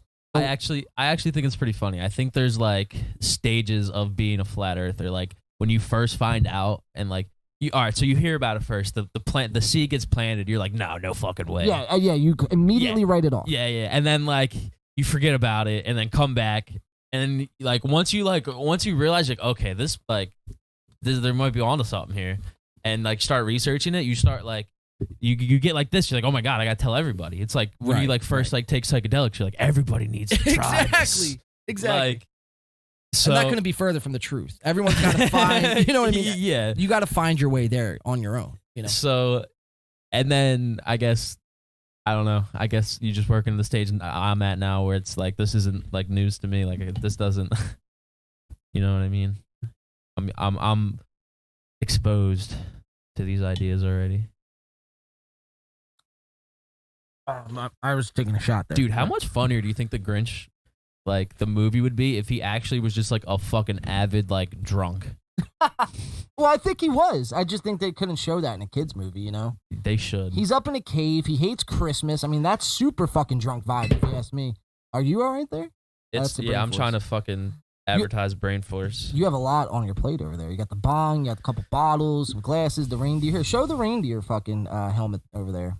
It's a game, dude. Yeah, it's a ring toss. Reindeer toss, baby. It doesn't fit on my head. But yeah. We're going to play that one later. That'll be fun when we get a couple more drinks in us. But, yeah, so guys, Tom Green coming out as a flat earther. Pretty interesting, because, we talk about it a lot here on the show, or we have, especially in recent past episodes. I believe one of our first episodes, Brand, was like 2 years ago at this point, was about flat Earth. So I feel like coming to the year's end here was very fitting to bring that kind of full circle. Yeah, I feel like I can talk about it and explain my opinions on it a lot better than I could then. So. Well, sure. I mean, that's one. There's more knowledge I think you gained, and two, it's just like to do it in a podcast setting. People might look at this and be like, this is easy. It's, it's not that it's super hard, but it's like you have to be kind of, captivating and entertaining. You can't just talk about it. You know what I mean? You got to emphasize it, I guess, if that makes sense. Yeah, for sure. I just feel like the general like maturity of like back in the day, I was so like blown away, like, oh my God, like I'm going to smoke a joint and think about flat Earth. Right. And now I'm just, you know what I mean? It is what it is now. Old news. Old news is fake news. We could be like Sam Tripoli and try to become a wizard. Person energy. I'm trying to become a wizard. And trying to become a wizard. Dude, there's actually shit. I get these fucking, what's it called where you can move things? with your mind. Telepathic? Yeah, something like Telepathy? that. Yeah, I get these TikToks of this guy that like does it, and like I think it's fake. That's cap. I think it's fake. That's all cap. All right, guys, we're going to move on from the flat earth discussion here. We're going to go into something, I don't know. I don't know. I mean, it's interesting, yes, but it's kind of alarming at the same time. We have Sir Willie McGinest, ex-NFL linebacker, played on the New England Patriots for a lot of years. An all-star, Pro Bowl player, Super Bowl winner, was on the original Tom Brady squad back in the early 2000s. Willie McGinest was ex-Patriots linebacker, NFL Network analyst. Willie McGinest was charged with alleged assault at a Hollywood nightclub. So here's the story right here. Do you want to take some of this, Brandon, and then we'll jump into the video? We do have some footage from this. I honestly... Is it hard for you? I cannot see it from here. All right, I'll take it. It's hard for me to read as well. But the Los Angeles County Sheriff's Office told local media that McGinest turned himself in early Monday morning for an alleged incident that took place at a West Hollywood nightclub earlier in December. McGinest provided a statement, was charged, and then released on $30,000 bond, per the reports. Authorities didn't release further details of the alleged assault. McGinest, who's 51, played 15 NFL seasons, 12 of them with the Patriots from 94 to 2005.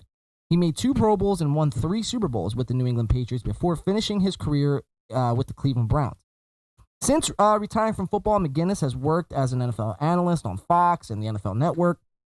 In a statement sent to Pro Football Talks, an NFL Network spokesperson said that McGinest has been suspended. So as of right now, he is actually suspended from the NFL Network. And then this is, quote, "We are aware of the incident and the video, which is disturbing." The statement said, "Willie McGinest will not appear on the NFL Network while we review the matter." Prior to joining the NFL, McGinest played at USC in 91. His teammates, Michael Jones and Jason Oliver, were charged with sexually assaulting a female graduate student in a dormitory. A jury found all 3 not guilty on the misdemeanor charges after a 5-week trial.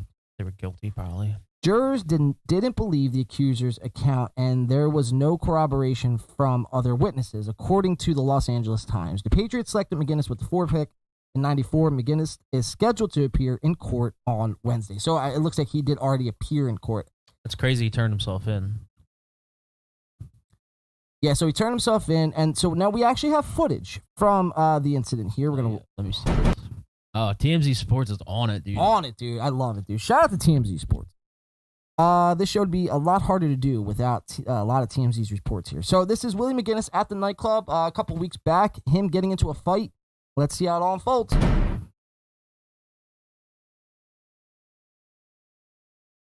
Sure. So I guess we'll see what continues to happen with Willie McGinest. But I mean, that's not a good look, man. You're a pro athlete there, or you were a pro athlete. A lot of I guess the theory was that this guy who they beat up, it had something to do with a female. I mean, that's usually what those kind of fights entail. I mean, what else could it be? Do you have any guesses? I personally think Willie went up to him and was like, "Yo, you know who I am? I'm on the NFL Network. That steak, that filet mignon, cooked medium rare on your plate looks really good. If you don't fucking give it to me right now, I'm going to beat your fucking ass." And he was like, "Dude, get the fuck away from me." And then case in point, beat his fucking ass. I like it. Probably what happened. Well, I like that theory. I mean, it's definitely you're thinking outside the box. And that's what we like here on this show. Some outside the box thinking. Whether he didn't want to give him his steak or whether it be over a girl. I tend to think that, there was a female involved. You know what I mean? These guys, get real worked up. The cows, bro. If it's a steak, the cow's a female. You know what I mean? Oh, yeah. Touche. I see what you did there. No matter what, it's a female. We're going to stick in the world of football. And this is crazy. This is just a 6-second clip, but this just dropped within the last 24 hours. But Jake Paul puts out a tweet, excited to be on the team. So is Jake Paul now a Cleveland Brown? And it's for audio listeners, he is with the Cleveland Browns. He has been given a jersey by what looks like, maybe the manager. 00. I'm pretty sure that's a Waterboy number. It is a Waterboy number. So it's not one thing for this motherfucker, What is his shirt? to do fake boxing. It's a Cleveland Browns Tasmanian Devil shirt. Oh, okay. That's actually a pretty sweet shirt, I'm not going to lie. But Are they from Cleveland? he is, yeah. They are? Him and Logan, yeah. Well, obviously they're brothers, but... So I don't know what to make of this, man. Is Jake Paul now in the NFL playing for the Cleveland Browns, or is this just a fucking shtick? Because, I mean, he did this before. You remember when he was going on a rant? He's like, yo, I'm about to play football. Cleveland signed me. And he was really trying to gas himself up to, playing in the NFL. But now we're actually watching. He's in, their place here, wherever the Cleveland Browns, wherever this is. He is in their facility, the word I was looking for. He's in their facility at a press conference, being given a jersey. He's definitely not. No way. He's all gas, bro. I'm calling it. He just probably got a tour. They're probably like, here's where we do the press conferences, and he's like, all right, like let's get some pictures. I don't know, man. That's pretty excessive to just be a gimmick. I don't think it's I don't think like this whole thing is like a gimmick. I think they just wanted to take a picture. You know what I mean? With Jake, like he definitely took a tour or something, dude. I don't think, especially he's 00. Nobody's fucking 00. I don't know, man. It's pretty remarkable though. This guy, and it's got a J, bro. They never do that, right? Do they? The J dot. Sometimes. Rare cases, bro. Rare case. I mean, if they have someone else on the team with the same last name, they'll do it. Is there? That's probably what we should look up. Well, it's kind of hard for me to type at the moment. It's kind of hard for me to run the show with these gloves. I actually might cut the mask off, man. I'm sweating so fucking bad right now. I've been telling you, bro. Cut the mask out. How long did I do with the mask? We want to see your face. I mean, I'll do another 9 minutes because it'll be like almost 2 hours with the mask on. And as Future said, fuck it, mask off. So, all right. So that's the Jake Paul. We have. I don't quite get your logic there, but fuck yeah, dude. Merry Christmas. Merry fucking Christmas. Bah humbug. Axe. All right, guys. We have a couple more things to get to, and then we have Brendan Schaub coverage. I mean, this is going to be a Schaub-heavy show. Wait, are we watching Chris? We're going to watch Chris Delia. All right, good. I'm excited for that because I want to see that. This is going to be a Schaub-heavy, Chris Delia-heavy show, so if Brendan Schaub and Chris Delia aren't your guys' cup of tea, I'd suggest you exit stage left. But if not, just settle down, tune in, and let's get into it. This is just another clip we have. We're going to play from this past week. This is Gene Simmons, Mr. Kiss himself, the guy with the fucking 27-inch tongue. Gene Simmons, obviously a rock star and an icon in his own right. But he was on Good Morning Britain this past week, and he was doing something that wasn't that rock and roll. And what's that, you ask? Well, Gene Simmons was on TV not only white knighting for the vaccine, but Gene Simmons was calling everyone else who doesn't take the vaccine a bunch of fucking essentially like pussies and just like conspiracy nut jobs. So just if you're out there and you didn't get a vaccine, and the Grinch doesn't get vaccines over here, Whoville doesn't supply those kinds of things. But, if you don't get those shots, then all of a sudden you're a nut job or you're just, an asshole to society, which couldn't be further from the truth. But we're going to watch Gene Simmons' white knight for the vaccine. Let's see how it all unfolds. So get over yourself. We're not concerned if you agree with it or not. We're concerned about you making us sick. So get your goddamn COVID shot a good point. and prevent other people from getting your stuff. Pause it. It's Yes, a good. sir. I don't. Oh, never mind. Play it. No, good. Let it rip. Let it fly. Free speech, baby. I don't know. I don't like that. Like trying to make me feel guilty for, like, make somebody else feel guilty for their opinion. That's kind of fucked up. And he puts it. He's like, I don't give a fuck about your opinion. I'm doing it for me. Right. For me to make me and everybody else that agrees with me feel better. So that's kind of shitty. Yeah, that's where I'm at with it, man. You know, all these people, you know, that they push the shot on everyone. Look, should be left up to you and your doctor, but mainly yourself. Like, if you feel like you should get it, then get it. You know, but we're at the point now. There's been a lot of research and a lot of study that's been done, good and bad.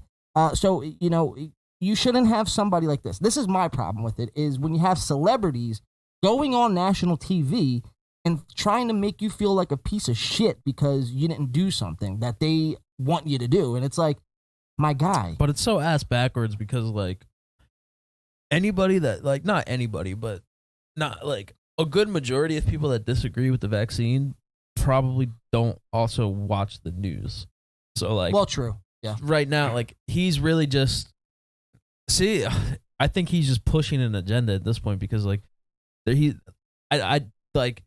probably like a very low percentage of people that see this and be like, oh my God, Gene Simmons is telling me to get the vaccine. I'm going to get the vaccine. Like, no, if you haven't got the vaccine already, your mind's probably made up. Right. You know what I mean? Like, you're probably not on the fucking fence still. 100%. It's been a while. It's been like 2.5 years. Yeah. So really, like, in my mind, it just goes to like, he's telling people that watch the news and that agree with this, like, kind of just pushing that agenda, like, yo, like, tell these people to fucking get the fucking vaccine, make them fucking feel bad. Yeah, he's pretty much just talking to the people that would already have gotten it, essentially. Yeah. But even still, though, it's like, there's a way to do it. You know, you're not going to call me an asshole and, you know, an inconsiderate, you know, prick for not getting like, oh, yeah, sure. Oh, man. yeah, it sounds like a great idea. Let me go jump into that fucking needle, man. Where can I sign up? You know what I mean? Let me get 6. It's like, you know. Yeah. But again, my whole issue is when we watch it so time and time again, where celebrities come on and they make a grandstand and, you know, they have to virtue signal at everybody about how self-righteous they are about getting a COVID vaccine or how they're not racist or how they're this or for climate change. And it's like. This, like, just happened, too? What's that? This what we're watching? Did it happen? It just recently happened? Yeah, this week. Yeah, this past week. Yeah, dude, that's like old ass news, bro. They don't got anything going on in fucking London. They got nothing else to talk about. And to get someone from the States in their fucking, you know what I mean? It's like wild. The narrative's falling apart, B.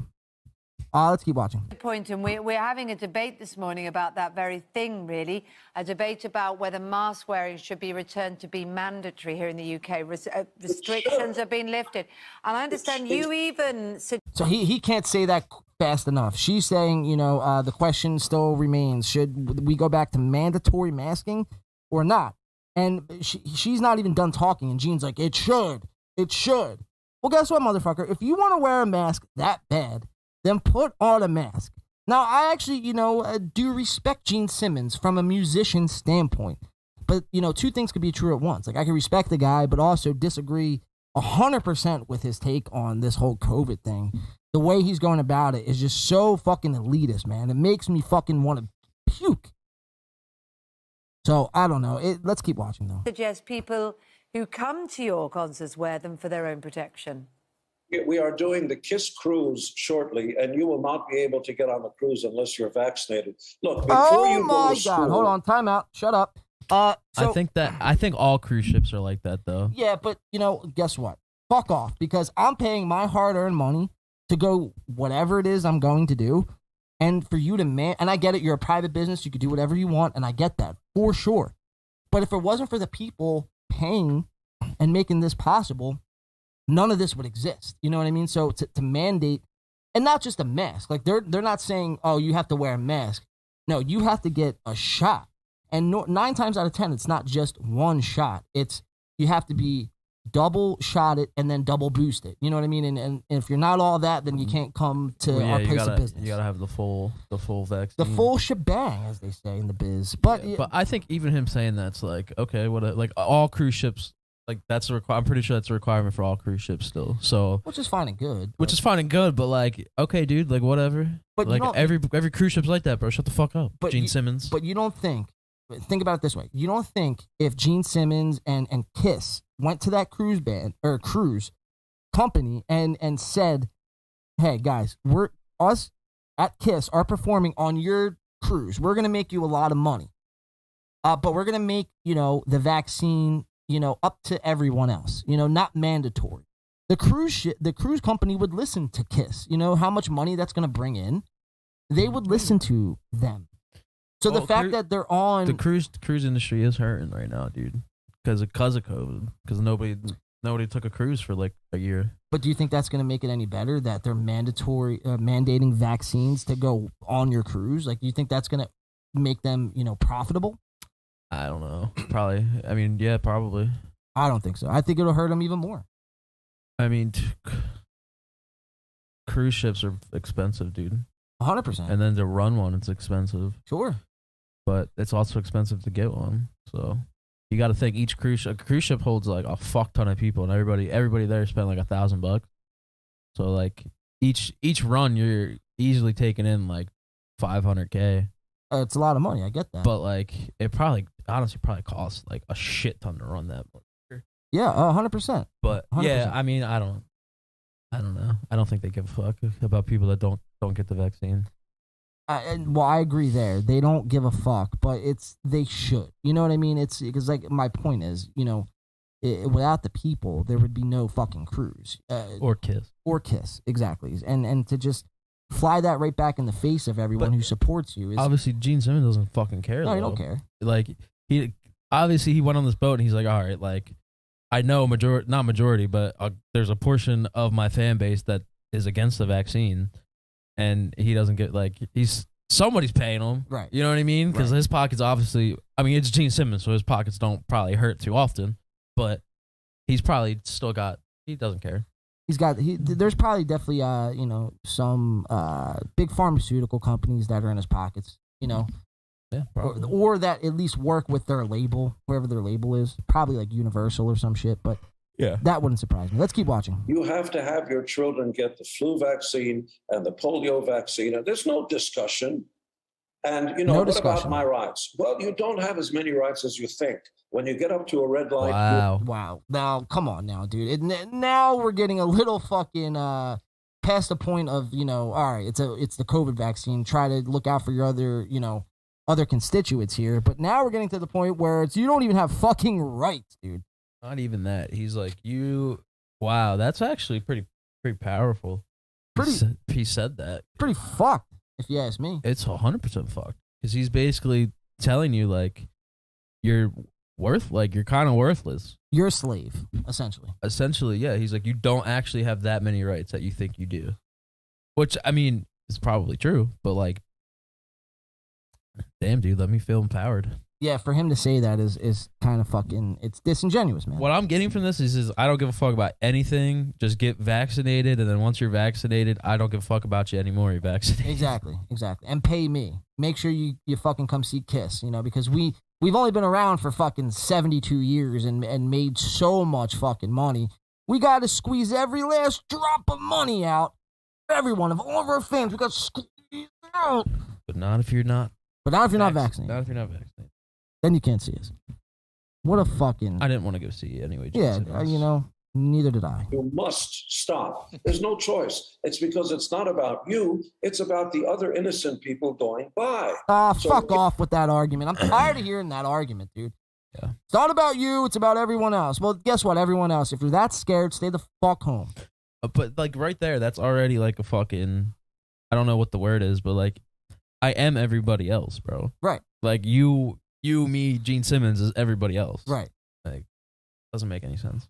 Get over yourself. Even you get in your car, you must put on a seatbelt. Well, you're taking away my rights, and the government's telling me what to do. That's right. The government is telling you what to do. Shut up. Be respectful of other people. And get a vaccine. Put on your seatbelt. Stop at the red light. Stop being selfish. You know what this is a case of, man? This is a case of, when you get older and you're cranky and it's just like you're tired of hearing fucking, you're just tired of hearing the nonsense. You just want to go about your life and die in peace, essentially.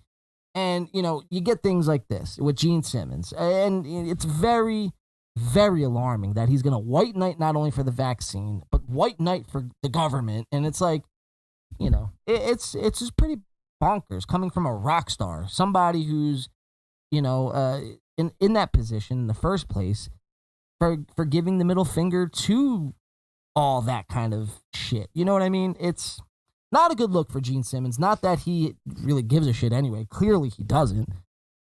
But yeah, man, so that's Gene Simmons over there on Good Morning Britain, kind of being a fucking derelict, I guess. Being a what's the word I'm looking for? Being I don't know. He's just not being good. That's not a good thing. This mask is getting extremely hot. I'm gonna do this. I'm gonna cut to Brandon here. Yo. Camera's on you, so make sure you do a dance or something.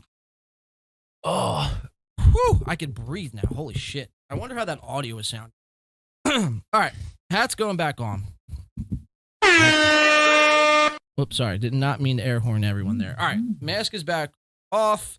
I could breathe a little bit better. Guys, what's up? It was me the whole time. You want to do another shot, B?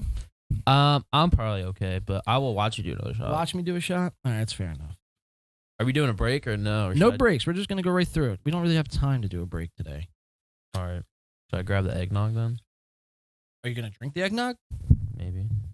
If you're going to drink the eggnog, then grab the eggnog. But cheers, everyone. Here's to a great show. It's the last show. This is the last In the Pain podcast of the year, guys. Although we will be back on next week, but it's going to be a best of sort of show. I'll be running the show and popping in here and there, kind of giving our thoughts and remarks. Maybe we'll have Brandon stop in for a segment or two that he's in. Clem, maybe we'll Skype in. But yeah, this is, for all intents and purposes, like the last full show of the year. So we appreciate everyone stopping in and checking it out, and everyone's support over the last year. This year has definitely been the biggest of the last three. Especially the last couple months, really. I mean, a lot of what we're doing here is actually starting to break through a little bit, which is pretty good to see. So I mean, we're gonna continue on in the new year, man. I've never been so excited, about this show, and this is something that started as like a passion project in and of itself, but kind of grew into what it is now. Is kind of remarkable to see, and we have a lot of changes coming up in the new year. Good changes though, with equipment and. Different, just a lot of good things as far as a visual standpoint goes. So we're going to be implementing that over the next couple weeks, and then we'll be back on in 2 weeks, back to our normal schedule, Saturday afternoons, 11 a.m. to like 4 or 5 p.m. But guys, yeah, thank you so much for tuning in. Brandon, I know you're not taking a shot, but raise your fucking lighter there. He's got the lighter up there. Cheers, everyone. Merry Christmas. And happy holidays. Good over there, man? You with me? Yeah, how was that? It was good. Done it with some coffee? Yes, sir. All right. There's so much green fuzz over here, dude. Wow. Like the back of a fucking van in the 80s. Pretty much. All right, let's go. Let's see. What else do we have left? All right, you seen Tory Lanez he was found guilty? Yeah, free Tory Lanez. Free Tory, dude. We're not going to really deep dive into this. This is just something I want to bring up because it's kind of relevant right now. But Tory Lanez was found guilty yesterday on 3 counts. All 3 counts he was found guilty. He was shooting Meg Thee Stallion, owning a firearm and all that other kind of shit. So I think his trial for sentencing is scheduled for like January 23rd or something like that. But until then, he's going to be held up in an LA County jail. That's never good. Never good. Free Tory, man. That sucks. Free Tory. I'm on Team Tory on that whole thing. I'm not sure how much you know of the actual story, but the way everything kind of broke. What? I think Meg Thee Stallion loses all her street cred. I think she's just Meg now. Meg from Family Guy. I think that's what we gotta call her. Not even that, dude. Call her fucking. Wow, lower than Meg from Family Guy. That's crazy. All right. But yeah, free Tory, man. I felt that was pretty important because that just happened yesterday. We'll kind of stick in the realm of Logan Paul because that seems to be the topic of discussion. And then we're gonna go into some Brendan Schaub in This Week in Schaub. And then we have the Delia Still a Problem documentary we're gonna watch. All right, so Brand, I'm not sure if you've seen this though, but we were talking about in the beginning of the show, CoffeeZilla actually put together a remarkable 3-part docuseries. Well, I mean, it wasn't a docuseries, but it was a documentary about Logan Paul and CryptoZoo, and how CryptoZoo was from the beginning a fucking just giant scam. And I don't know how he does this, dude, CoffeeZilla, but he went and essentially interviewed everyone that was involved with the project. He interviewed all the victims in this story. He tried to even reach out to Logan through Logan's manager, Jeff, and obviously Jeff didn't respond at all. So Logan, up to this point, up till yesterday, I believe, like yesterday afternoon, didn't respond at all to any of these, documentaries, these videos that were coming out. And, you figure that's pretty alarming because, something like this is coming out and someone on the internet is calling you a huge fucking scammer and you're not even addressing it. Yeah, dude, if he's not, people still like love Logan Paul after this. Like it looks pretty bad. Pretty much just stole money from people. It doesn't look good. Like not like a couple dollars. Millions. Millions. And I'm sure, and like the crazy part was I'm sure he does have donations somewhere, but I'm sure if he just put up like a donation thing, people would donate. Well, I mean, between that, man, he's got, Prime that he does. He does the whole MMA or the influencer boxing, and it's like WWE, his WWE. He does his merch, obviously. I mean, the guy has a lot of fucking money and resources to make money where you don't need to scam your fans for an extra couple of dollars. Now, I get it. You want to make as much money as possible, but at what length? And what CoffeeZilla did is expose to what length Logan would go to make, $1. A dollar. And it's fucking sickening, man. And we talked about earlier, how Logan was being shitty to George and how people were kind of just, cutting him off from that.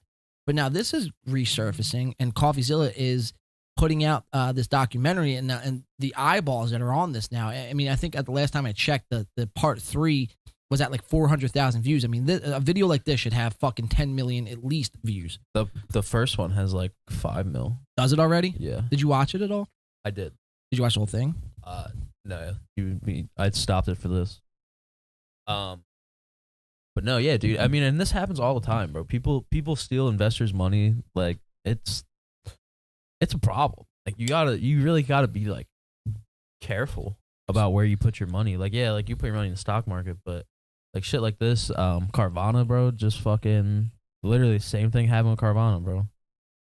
And like company went bankrupt, but the CEO got fucking was like a billionaire, I'm pretty sure. Yeah. I'm pretty sure he made it to a fucking billion. Yeah. All from investors' money.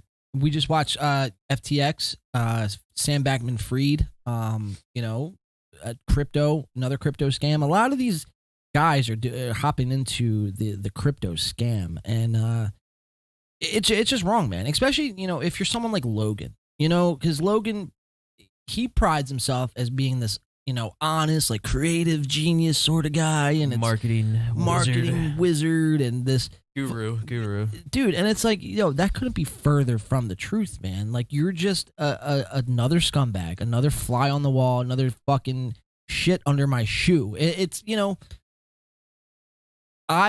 we didn't need, for me anyway, I didn't need someone like CoffeeZilla to tell me that. I think other people did, though, because if we were to come at Logan in this sort of way, we would get called all the names in the book. Well, but I mean, dude, CoffeeZilla did, like, he said that, like, the video, it took him like a year of research to make. Like, he really, like, he got all the facts and like did all the fucking legwork. Well, you have to. Yeah, I mean, you can't like quote unquote expose somebody with half facts. You have to come correct or don't come. Yeah, we don't come with. I mean, we come with facts, but we're not also exposing people for we're crimes talking against. Shit, yeah, we're just necessarily just fucking having a good time here. But what CoffeeZilla did, man, I extremely respect, and for everyone out there who hasn't already seen it, go to CoffeeZilla on YouTube and go check that 3-part documentary out about Logan Paul and the scam that is CryptoZoo. But man, if it wasn't enough, like I said last week, or like I said earlier in the show, rather, that Logan was being shitty to George, and people were kind of, just this, getting away from Logan after the whole George thing, and how Logan is just pretty much an arrogant prick. Then this comes out. I mean, Logan is in a bad way. And like I said, up until yesterday, like afternoon, Logan hadn't responded at all. Up until this tweet here that he puts out. Now, if everyone can see on the screen, Logan Paul tweets, "While I genuinely appreciate Steven's creative genius and exponential work ethic," and he puts in like quotes, "I mean that. This one is simply not true." So Logan is claiming that none of this is true, and this was all fucking false.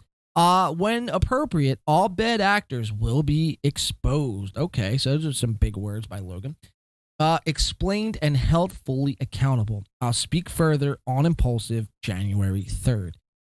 CoffeeZilla comes back out and says, I can't reply to Logan directly because Logan blocked CoffeeZilla, which was pretty fucking petty. But it's pretty wild to refuse to talk to me for months, refuse to address investors for a year and a half. And then when caught, Logan says he's going to expose, quote unquote, bad actors. And then he simply puts a cap. That's pretty good. That's a good response right there. So I guess, I mean, that'll be the biggest. So that would probably be our main event topic coming back in the new year, that following Saturday, because January 3rd is a Wednesday. So that's when the Impulsive, that's when Logan is going to address it on Impulsive. And then we'll cover that on Saturday. But man, buckle up, man, because if you thought that, we were losing fucking shit to talk about here on this show, man, it couldn't be further from the truth. I mean, things are breaking now, especially too much to talk about these days. Dude, there's too much, man. This show, I mean, record times this show has been broken. 7 hours we went. I mean, and dude, honestly, That's we a little drawn. Well, I mean, you were tired after? Not really. Not really at all. Because, dude, there's just so much to get to. And when are we going to do a 24-hour stream? I want to. I know. I really want to. Also, too, for people who are tuning in, we are. I do want to preface this and say we are giving away cash too. I totally forgot about that, but I did put that in the TikTok video. It's a shame though because I got banned on TikTok live for like a week on Monday.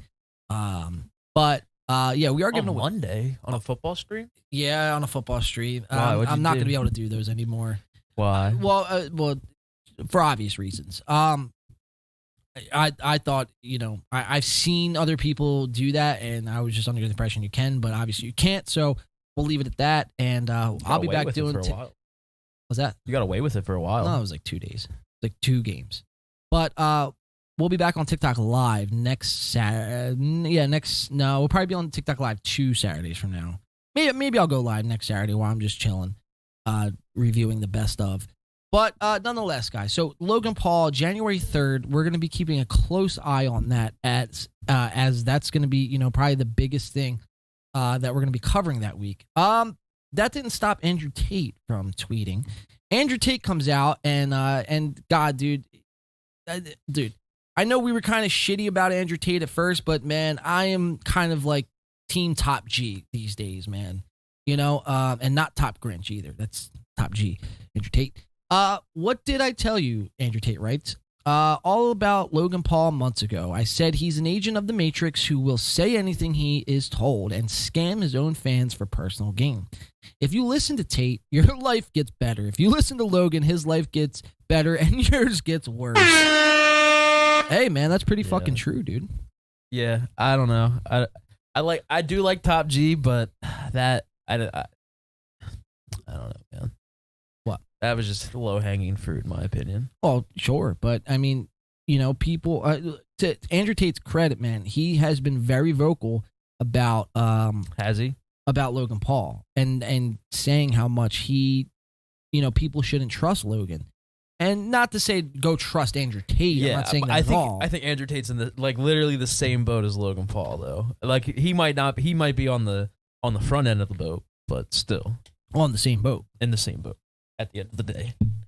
So we're going to keep a very close eye on that. Like I said, January 3rd. Guys, mark your calendars because Impulsive will be dropping their podcast. And, we're going to see what Logan has to say. And if I had to guess, it's going to be a lot of deflection and a lot of blame game.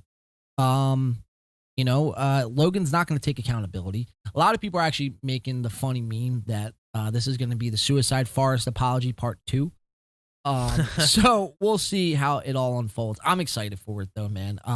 Hopefully you're on the show to cover it with us in 2 weeks. Good topic. That'll be a good topic. Guys, we've made it to our pretty much our biggest segment that has been a hit this year, and it's This Week in Schaub. This Week in Schaub. So this week in Schaub, we have Brendan getting caught just pretty much being a shitty husband to his wife, and pretty much just saying how he would just throw his wife in front of a fucking like a dangerous situation. And you know what's fucked up though? What's that? When you marry somebody, like you two become one, right? So sure, he's like, if you disrespect your spouse, you're disrespecting yourself. So that just makes you see where Schaub is in his state of mind. Well, you could tell a lot about a person just by simply, sitting back and listening how much they shit on their spouse or their family. You know what I mean? I don't give a fuck if you're a comic or not. That's like one thing. It's like, and I get it, you can make jokes about it, right? But it's like the amount of times that Brendan continuously calls his son a bitch and calls his son a scumbag, and it's like, that's funny. It's funny, but it's like, and I get where he's coming from, but it's like, someone like Brendan who has been allegedly, trying to fool around with other women. It's not a good look. You know what I mean? And to my point too, if your son's a bitch, that's your son. You raised him to be a bitch. Then yeah, exactly. What's that say about you? Is what you're trying to say. Exactly. All right, so we're gonna watch. This is simply reads. Wife's great. Would use her as a shield though. I love Reddit, dude. I really do. I've never met anybody in my life who I'd die for. You know what I'm saying? And to steal Ryan Reynolds' line, he's like, I thought I'd be willing to die for my wife, right? And I thought she was the most important thing. Then those 2 babies came in this world. I would use her body as a shield to protect those kids. And he ain't lying. My wife's great. But yeah, same thing. Use her as a shield. So Brendan Schaub would use his wife as a shield. Okay. I mean, I see what he's saying. I see what he's saying too, but how he's at the end it was pretty funny. He was like, "She's great, but yeah, use her as a shield." If you know Brendan though, he's serious. Yeah, like that's not him joking. That's actually him serious. Like if the situation actually presented itself and his son wasn't there and he had to protect himself or his wife, he'd protect himself and he would throw his wife in front of the bus. You know what I mean? Yeah, he said, "I'd never met anybody I would die for." Right. So that should tell you everything right there. He wouldn't, I don't know. It's not a good look for Schaub. Reddit would agree. All right, so this is we're gonna go to the roast of Brendan Schaub. Now, this is a YouTube channel that I found over the last couple weeks. This is TFATK on YouTube, also known as The Fighter and the Kid, but not actually The Fighter and the Kid YouTube. This is, I don't even know the guy's name, but he just does all Brendan Schaub content. So if you guys like Brendan Schaub, make sure to head over to TFATK on YouTube and subscribe to the channel, man. Because, I mean, like literally, this guy is putting out 2 videos a day about Brendan Schaub. You know what I mean? And it's fucking amazing, dude. I mean, you see some of the videos right here. Brendan Schaub steals, Joe Rogan's diet, the roast of Brendan Schaub. And more too. The algorithm's not feeding me anything else besides that. But nonetheless, so we're going to watch. He put together a little video compilation of the roast of Brendan Schaub. And essentially what's going to be taking place here is Brendan Schaub is going to be, throughout the year, was roasted. And like every fucking other year, he is roasted by his constituents. And, essentially, we're going to watch pretty much 2 videos, about 10 minutes long each, of all comedians across the fucking spectrum of comedians roasting Mr. Schaub. I thought it was a great video. It's the roast of Brendan Schaub. I felt like it was fitting to bring on today's show because Brendan, despite all the shit that we talk about him, we have to thank Brendan. We have to give credit where credit is due. I'm not a guy who's going to look past that sort of thing. You know what I mean? Brendan got us to this point. He was the first person to kind of kick us off into this, the comedy world. You know, because we were already covering what was going on with like different influencers and whatnot. But as far as comics, Brendan was the first one. And for that, I would like to say thank you, Brendan Schaub. But only that. And that would be the only thank you I would give you. So we're going to watch the roast of Brendan Schaub. I thought it was pretty funny. Like I said, TFATK on YouTube. Check it out now, guys. This is a two-part video, so we're going to watch part 1 now and part 2 right after this. So let's see how this all unfolds. 2023 roast of Brendan Schaub. Our first presenters are Papa Toe, Joe Rogan, and Whitney Cummings roasting Baba. Let's check it out. Yeah, I guess it depends. I just watched this. Have you seen this documentary, The Most Hated Man on the Internet? No. Whew. Did you hear? Who is the most hated man on the internet? His name is Hunter Moore. I don't Brendan know. Schaub just went like this. Oh. Whew. I remember this guy.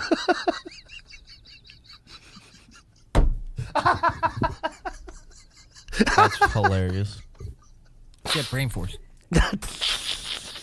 I don't even want to get caught in these crosshairs. I don't even want to be close to this. Damn it. There wasn't. I literally. Whew, that was close.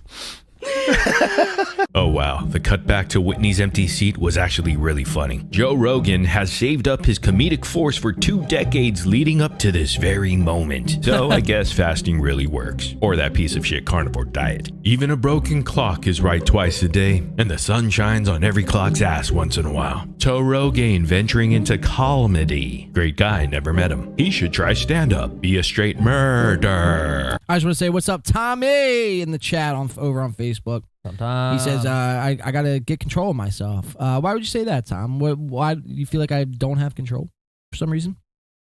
There he fucking lurks, he says. Let's keep watching. The roast of Brendan Schaub continues. Let's keep watching. And kudos to you, Joe Rogan, for letting us peek behind that deep curtain. That was probably the hardest Joe has made me laugh. Rogan actually just said something semi-entertaining. Now, does Joe think that's nice? This is going to legitimately break Brendan Schaub's heart. Quick, someone hide the whiskey. Rogan set up Schaub for failure and now is maniacally laughing at his blunders. Joe appears to be a lot funnier than people give him credit for. And let's be honest, it's the funniest thing Toe has ever done. Got a legit laugh from me. Our next roaster is Rick Glassman, and he gadooches Baba. Let's check it out. Now, do the kids on that show actually have autism? Yes. Well, okay, you don't have to be this sincere. We get it. Don't whisper yes. It's not a moment of silence, okay? And you're not that noble for being on the show. You got cats. Oh, no, I'm blessed to be able to be a small part in telling somebody's story. And if I didn't do it, somebody else would. But it's not about me being in it and being great and winning awards. What it's about is the show being important. And most importantly, and I hate to say it, it's superficial, it's downright entertaining. You're going to laugh, you're going to cry, you're going to feel good after. Oh, you don't want to feel good? You don't have to watch it. Fucking Rick, everybody wants to feel good. I mean, 97% of people want to feel it. Sure. You're turning this into a whole Have you seen Love on the Spectrum? Oh, Love. So good. You guys, this is so fun. I hope I'm not coming across too aggressive because no. Because I really look up to Brendan.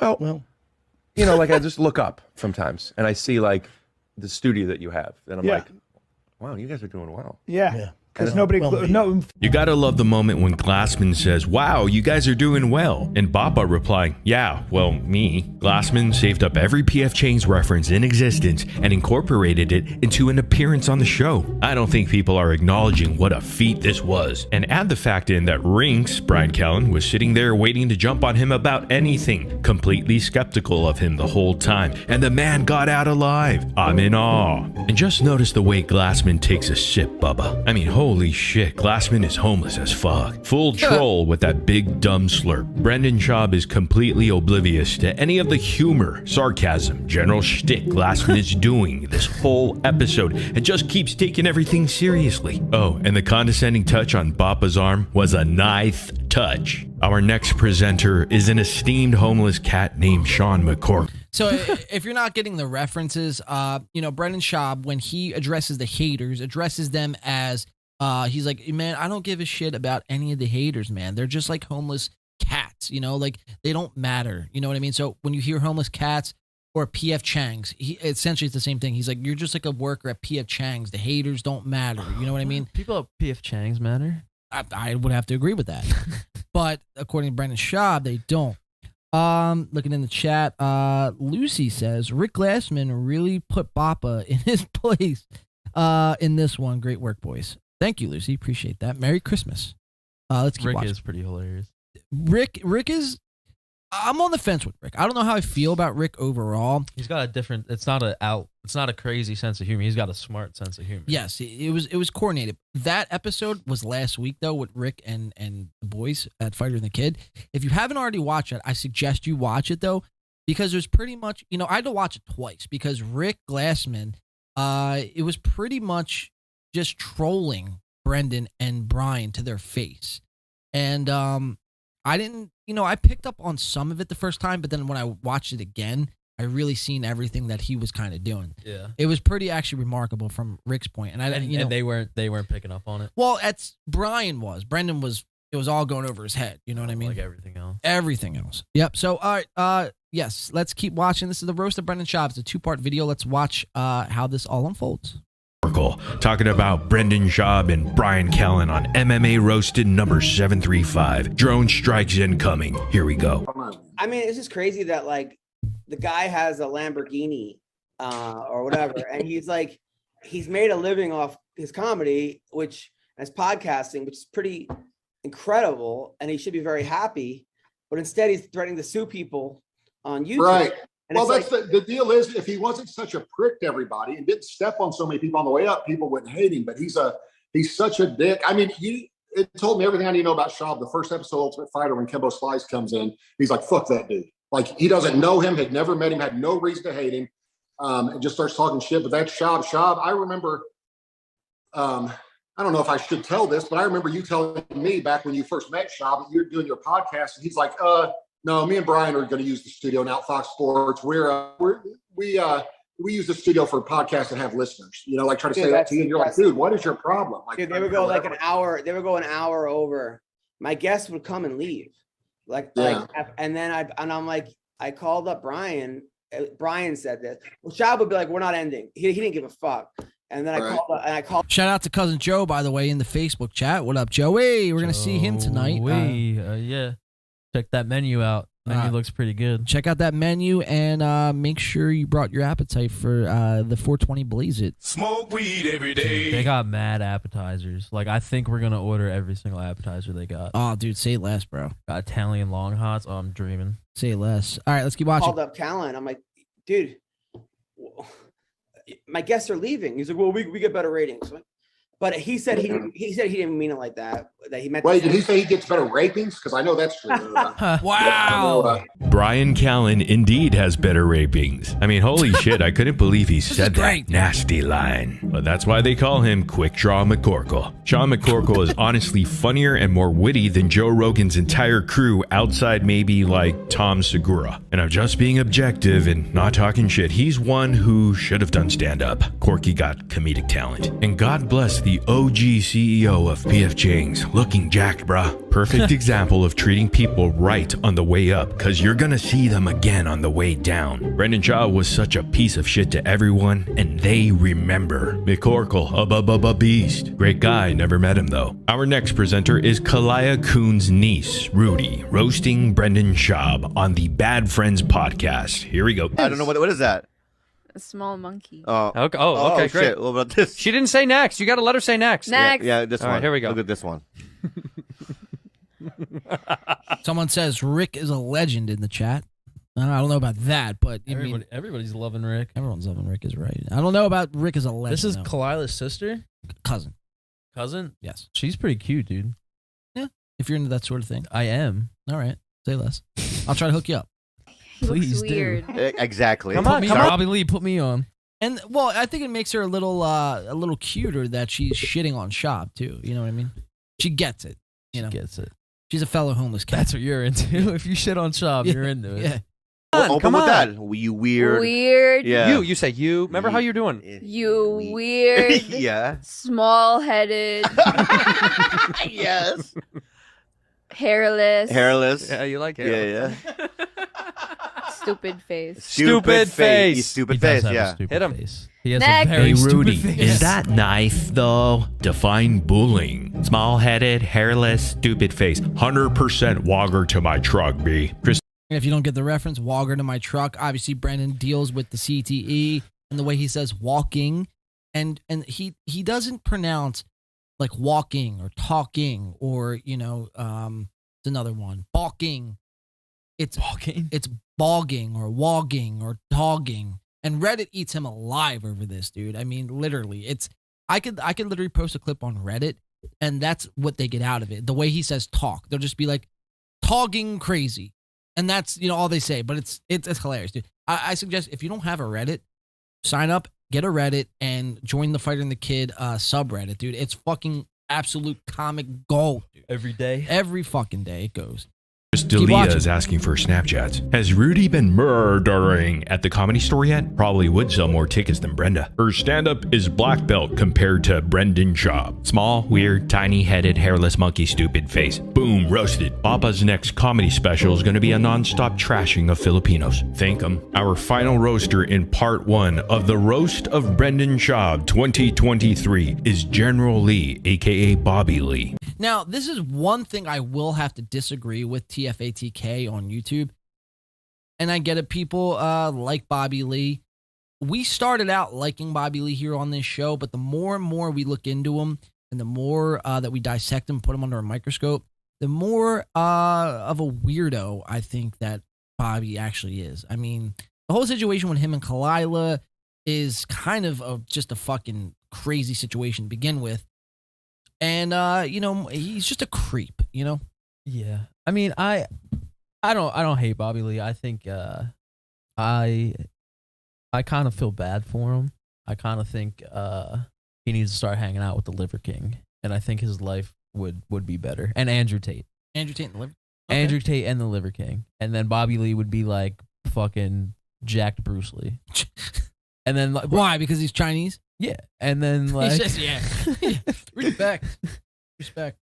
And just make Kalila jealous, bro. You need to get jacked, Bobby Lee. Well, dude, surprisingly, bro. I mean, from what we know on the show, Kalila actually hasn't been seeing anyone, hasn't slept with anyone since the breakup. That's a lie. Well, I don't know. But Bobby, on the other hand, he's on Raya, he's on Bumble, he's on Tinder. Dude, if I saw Bobby Lee on Tinder, bro, I'm thinking it's fake. There's no way he could be on Tinder or Bumble. Well, apparently he pulls bitches on these social media apps. Well, obviously, he's Bobby fucking Lee. Dude. Yeah, but come on, dude. I mean, look at him, bro. I mean... Yeah, but look at his bank account. I get that, for sure. And I 100% get that. But it's like, you have to at least look somewhat decent. No, you don't. Not at all.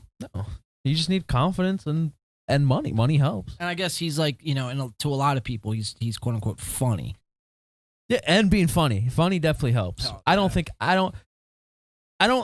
wouldn't say I don't know. I don't think his demographic is like chicks though. I don't think his humor appeals to chicks, in my opinion. Maybe. I don't know. I'm not a chick, so I don't really know. Well, all right. Let's keep watching. I'm not saying I hate Bobby Lee. I'm just saying don't put him up on a pedestal. Exactly. Yeah. Let's keep watching. Take it away, Bobby. Schaub has an interesting thing. You have his fashion sense, very interesting too. Yeah. That cool, I will agree. Honestly, dude. Does he have a thing in this car, a Bluetooth thing that he can park anywhere? Oh, like a handicap? Does he have one of those? It's called a handicap. I don't want to say that because this was probably actually one of the funniest clips on The Fighter and the Kid, though. But let's keep watching. You got one of those? Nope. Okay. But I just parked right Wait, there, yeah. I know what you're thinking. I know what you're fucking saying. Oh, This is so fucking mean. What am I saying? You're suggesting that he has a learning problem, and that he looks like he's a little bit mentally challenged. I didn't say really. That's what you fucking because you looked at him and you go your face or something. I didn't say that. Then why is your voice getting high? No, that's where you're going with this. Where were you going with it? What? What did you mean by You think I'm missing a little bit of? Dude, I'll tell you why. Can I tell you why? You can. And I never said this. No, you can't. Oh, I know what it is. He looks like George from of Mice and Men. Yes. No, Lenny. Yeah, Lenny. Lenny. I killed Well, it's the any rabbits. white dude that size with that big of a head. I killed the And when you rabbits. say, "Hey, Brendan," and he turns around and his eyes do this a little bit. and you're like, oh, there's something wrong. Like, Oh, there's a you couple think? of things. Yeah. Oh my God. His eyes go like this. Bobby, and it's Bobby, like, you're being there's a- so mean Bob, right that- now. Dude, that's not nice. Let's call up your girl. That ain't nice. Let's call up your girl, see what she Fucking thinks. big oafy. Dude, Why do they talk like this? Let's call up your That's not girl, nice. see what she thinks. Let's call up your girl. You fuck my girl? No, dude. Whoa, you fuck my girl? No, wait, Bobby, You fuck my girl? Bobby. You fuck my girl? Bobby, take it easy. No. You fuck my girl? No, Bobby, no. I swear You fuck to my God. girl? No. Shopgate. Shopgate.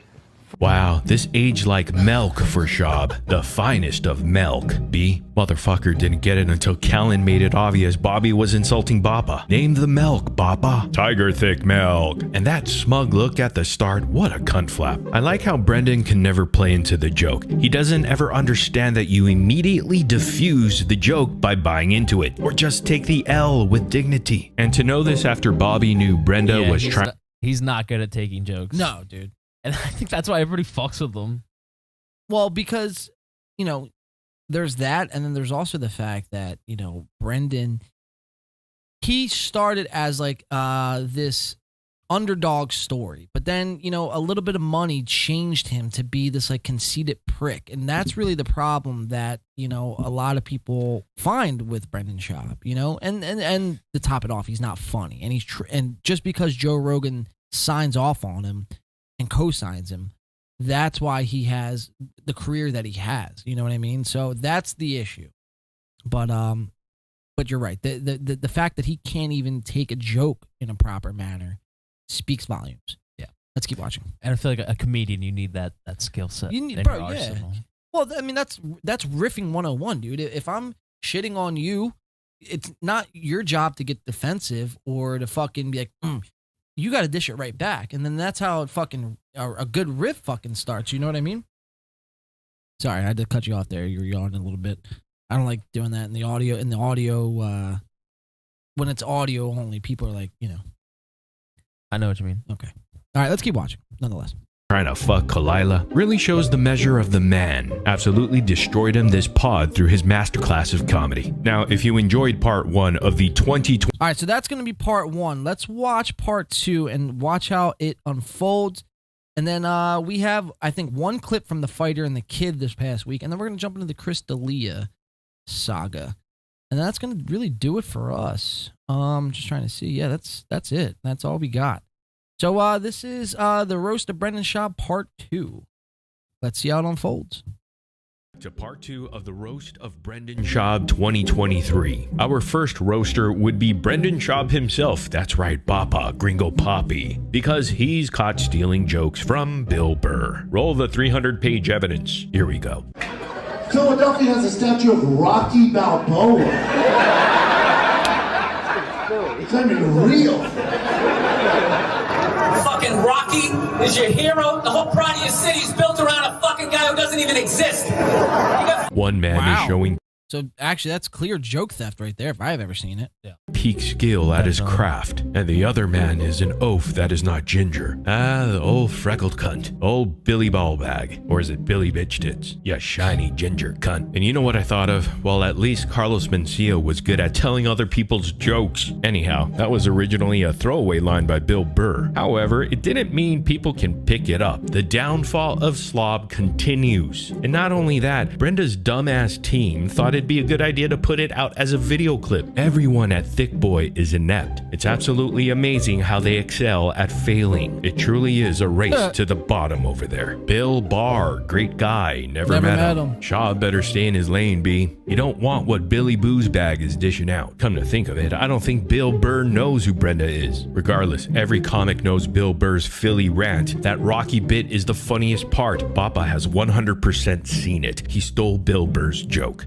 Our next presenter is Toe Rogaine, aka Joe Rogan. It's time to fire up the fryers over at PF Chang's. Joe Rogan goes in hard and calls out Brendan Schaub for being wrong and needing a handler. Let's go ahead and check this out. To themselves so they can feel like something. But as soon as you don't give it to them, it's it. Brendan Schaub. He gave his opinion on Dana. They ate his ass alive like piranhas. It's so dumb. I didn't talk to him about that, but first of all, he's wrong. Yeah, he needed to. He's wrong about the theory. Look, Brendan's my boy, but he needs a handler. Yeah. He needs someone like me around him all the time. What are you gonna do? No. Yeah. Here's why. Yeah. And he'll go, yeah, you're right. I get where you coming from with Brendan, and then it's like I don't understand why our community, they hate him in a way. Like I don't know the percentage, but it's like 99.5% comics hate. Well, I don't know about hate. Hate's a strong word, but they definitely don't like him for sure. You know what I mean? Not a lot of people like Brendan anymore, dude. And you know, it's to be expected. I mean, we named all the reasons, just a couple moments ago. Not funny, doesn't know how to take jokes, is very conceited. I mean, he has 2 Lamborghinis. What does that tell you? You know what I mean? All right, let's keep watching.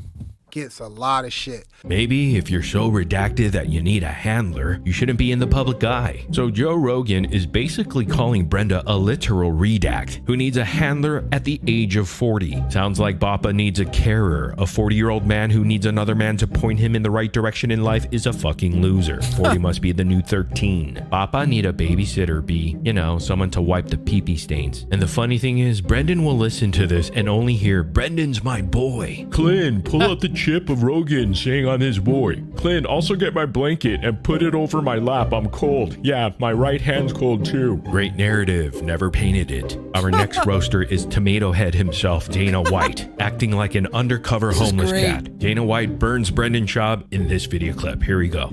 I heard this thing today, and again, I don't know how true it is or whatever, that like Pat Miletich was saying that this thing was, we told Hamzat not to make weight because we weren't selling tickets and the fucking show was sold out going into that day of the weigh-ins.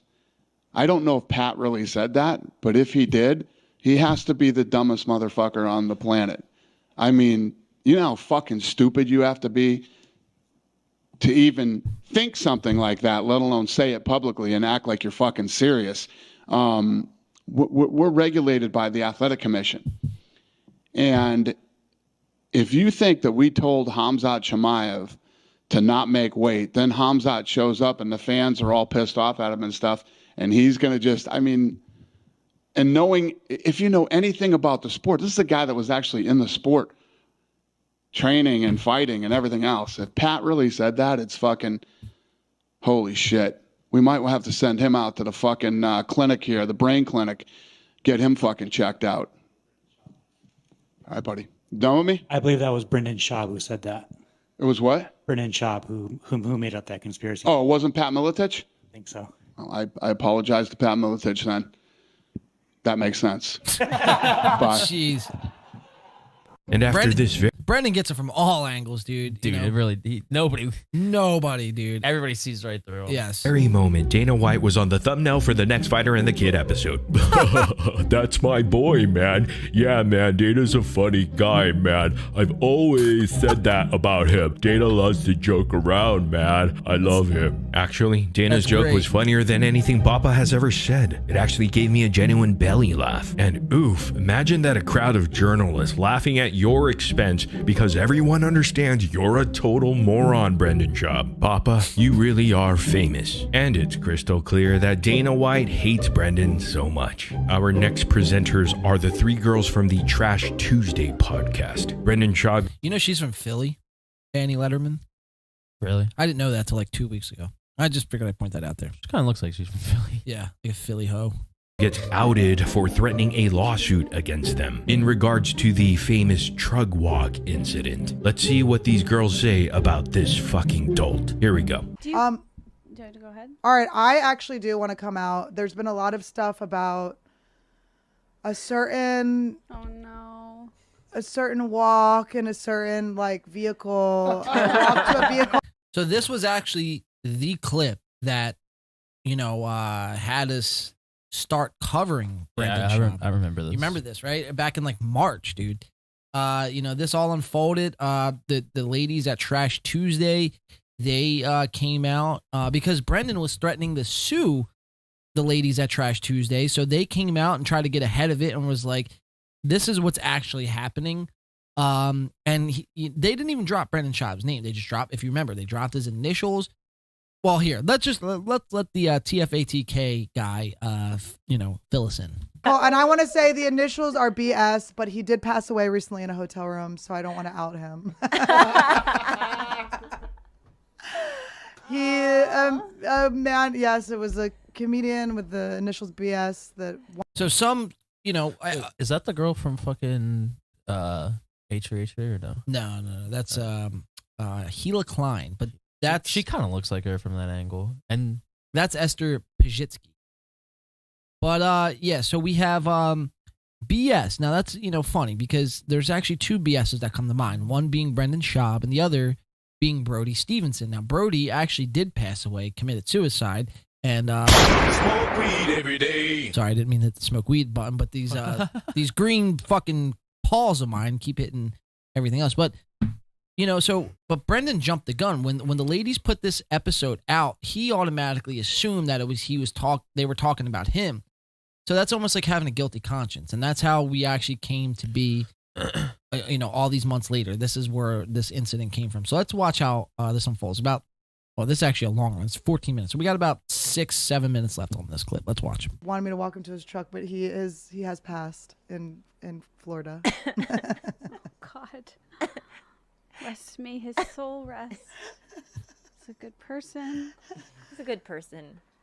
Oh boy. Well, I don't think we've ever addressed this on our show, but Dumois, I think we cut that out when we talked about it, Did right? We did. Okay, let's get juicy with it. So Dumois is a celebrity gossip account, and maybe about a month ago, they posted something about our show. And we know it was about our show because it had the word bloodbath in it, and it had other. It had. Oh, you don't know? It could have been about that other bloodbath show. Oh wait, nobody talks about that show. And they're never gonna give us the name back. We want the fucking. Yeah, I know. We want the name. Give us the fucking name. So we this post on the gossip site said this popular podcast, which we were like, hey girl, thanks for calling us popular. And it said that we had a lot of controversy behind the scenes and tension that we were a part. Thomas Taylor in the chat. What's going on, Thomas? Merry Christmas, my dude. PT. Hope to see you soon, man, in the Carolinas, man. That when we went down there was fucking a great time, man. So hopefully to see you soon, man. And happy holidays, man, to you and Home for the Day and all the boys down there. Let's keep watching. Part of a big scandal, and that the tension you were feeling was real amongst Nobody us. felt any tension. But that scandal that they were referring to had nothing to do with the three of us, and it was because Go ahead. It's potentially we were being threatened, a lawsuit. And I'm scared to even say that out loud. We can't really. We just won't say the name, right? But we won't. Yeah. But someone was behind the scenes threatening to sue us. We never want to address certain either rumors or things like that. But I genuinely, from the bottom of my heart, if someone were to just point blank ask me even the craziest question, I have nothing to hide. Ask me. I'm not threatened by it. So the threats don't actually threaten Whatever me. the threat is that we don't want to talk about because we don't want to add to it, because even the thing that started it all was really just an anonymous anecdote. And I'll say this to that blew person, up. Yeah. to that person who threatened us, I'll say this. You think you have a one over me? I fucking dare you, motherfucker. I dare you. Let it out of your chest, because that is actually not a real threat. You think you're threatening me, but it's kind of, that information's already out there, you little bitch. Can confirm. Yeah.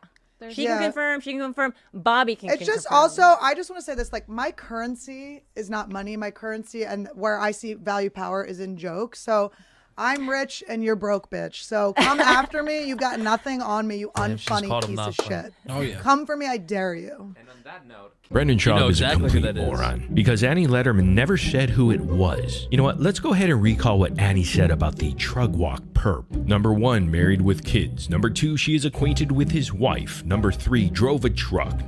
So all these things. All right. So here, I'm going to back it up 5 seconds. Number 1, married So married with kids. Kids. Yes. Brendan Schaub is married with kids. with kids. Number 2, she is acquainted with his wife. So 2, acquainted with his wife. We don't, I assume that they are acquainted with Brendan Schaub's wife, but we don't actually know that. Okay, so that's 2. So it's 1 yes and 1 maybe. Wife. Number 3, drove a drives a truck. Brendan has came out multiple times, said he doesn't even own a truck. So that's 3. So that we have 1 yes, 1 maybe, and 1 definitely not. truck. Number 4 was a Terrible comedian. We can all agree. Brendan's a terrible comedian. Yes. Terrible comedian. Okay, maybe that gave it away. Number 5. And a tall man. Okay, well, Brody Stevenson, if you think of the initials BS, he was rather tall, I guess. I mean, I think anything over 6 foot is considered tall. Brendan Schaub is 6'4", which he's a tall man too. So we have a definite 3, 1 maybe, and a 1 no. So, but Annie, what he's saying is, Annie actually never gave away Brendan's name. She was just making hints, and Brendan automatically jumped the gun, and that's how we end up here. Well, once she said horrible comedian, that's kind of what gave it away, right? Yeah. Was tall. Now, how could he think suing her was an option? Annie just put out some very innocent and vague breadcrumbs. It was the homeless cats over at the subreddit of the Fighter and the Kid. Shout out Fighter and the Kid subreddit. We do love you over here at In the Pain Podcast. Shout out to you guys. That immediately put it together who she was talking about. So how could he sue her without admitting his own guilt in the situation? I mean, what could he sue her over in that? And he threatened to release info on Kalila? That shit is so lame. And isn't that blackmail? Brenda is always so full of shit. What info could he possibly know about her to ruin her? He's so goofy acting like he's going to expose some shit. And our final roaster for part 2 of the Roast of Brendan Schaub 2023 is Andrew Schultz of the Flagrant 2 podcast, in which the redact gets called out about Shrug Walk. Let's check it out. What's with the Trash Tuesday beef? When are we going to settle the Trash Tuesday beef? It's settled as far as, Did you try to wog Annie Letterman to your truck? No, it doesn't make sense. No. It doesn't make sense. No. Okay, so then follow up. Why does it not make sense? Why does that make sense? It's her perspective, and I get it. Perspective. For it to get back to me, it has to get out of control. I have nothing but love for her. Really? I have no idea, what her issue is, anything like that. That's fine. That's her narrative, and that's how she feels. All good. I get it. Yeah. As far as Kalila goes, me and her had a long conversation on the phone. Me and her are good, man. Yeah. No one's suing anybody. That's what I needed to ask. That's what I needed to ask. No. These narratives online,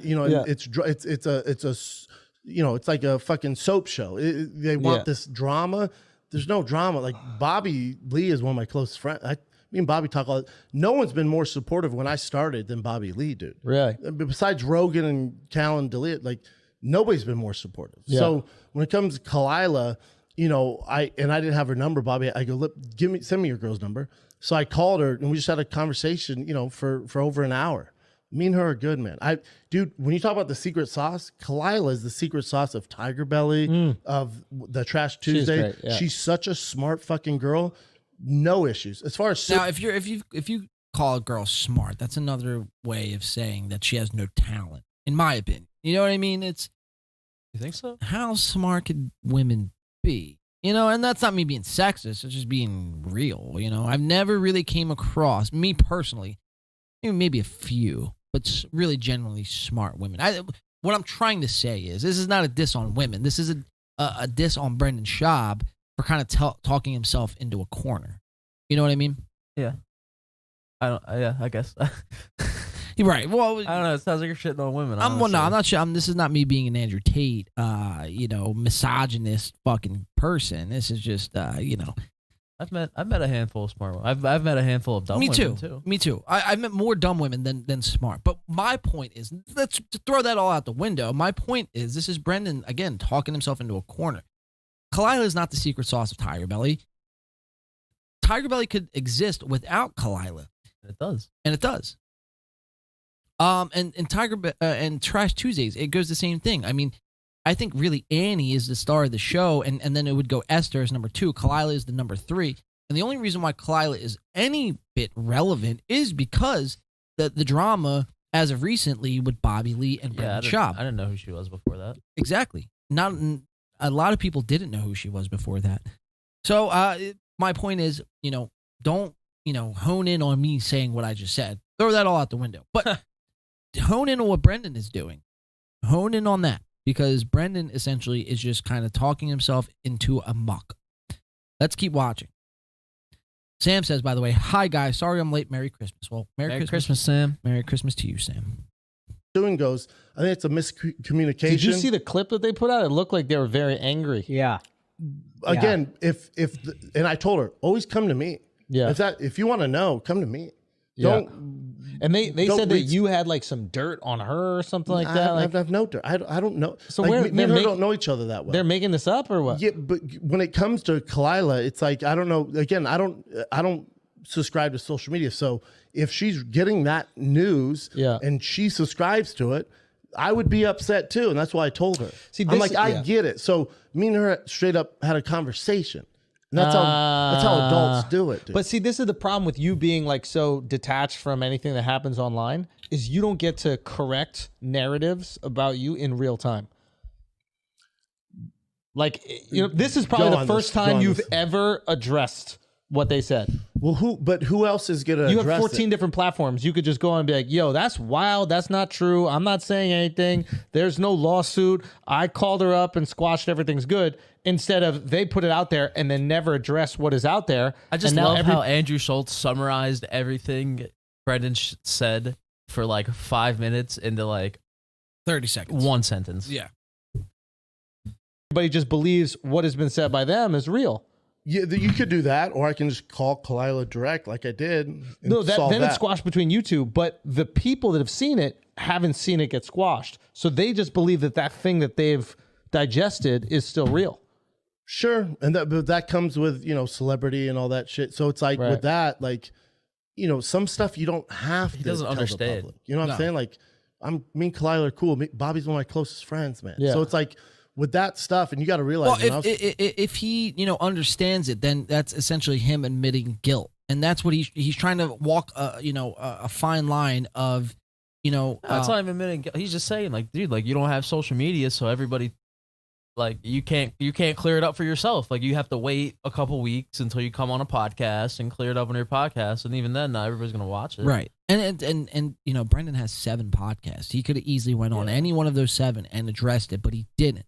I mean, the crazy part, he could just agree. But he's like, yeah, like I don't know. Like, that's the thing. That's what I'm trying to say. He's walking that fine line because if he fully were to lean into something like that, then he'd be admitting that guilt. But the fact that he's kind of tiptoeing around it and saying, I don't know, man, this is my side of things, because his whole argument is that he doesn't read the comments. He doesn't go on social media. He doesn't run social media. But it's very convenient because then he, cried. Remember the one episode we covered? He was crying about all the comments and people are mean to him and it hurts him and all that shit.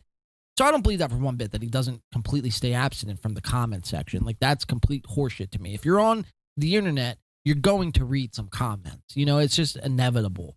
Yeah. You want to see what people are saying about you, and more times than not, the things that are being said by Brendan Schaub are negative. It's all negative shit, and rightfully so. He doesn't, give people anything to remark about him in a positive way. You know what I mean? It's all he does this to himself. So it's not like you could look at everyone else and say they're crazy. It's like, the common denominator in all this is you, Brendan. Take a look at yourself in the mirror, dude. Before you start pointing the finger, take a look at yourself in the mirror. That would be my 2 cents. But let's keep watching. It's coming to comedy, and again, I get all of it. When you have this, do you drive a truck? No. Yeah. Brendan Schaub believes that Bobby Lee is one of his closest friends, but you try to sleep with his girlfriend, Papa. But that's just the narrative online, B. Brendan just keeps lying. It used to be consistent, yet sparingly. Now, Schaub just lies in every sentence, even about things he doesn't need to lie about. It's literally insane. And you gotta love when Brendan Schaub nervously said, sure. My God, I love watching him squirm and try to bullshit his way out of that conversation. Schultz better be real careful, B. Catch that C-clamp after the show. Nothing a double leg can fix. Actually, I've never seen Brendan this nervous or defensive. This is a confrontation that he can't use size or threaten violence to get out of. It seems as if the Joe Rogan wall of protection is cracking. The absolute sheer panic and fear. Brendan scrambled so hard to recover words, he only found vowels. I can't talk. Join us next time on part 3 of the roast of Brendan. So guys, ladies and gentlemen, this has been the roast of Brendan Schaub. Like I said, if you're not already subscribed to TFATK on YouTube, I highly suggest you go over there and subscribe now.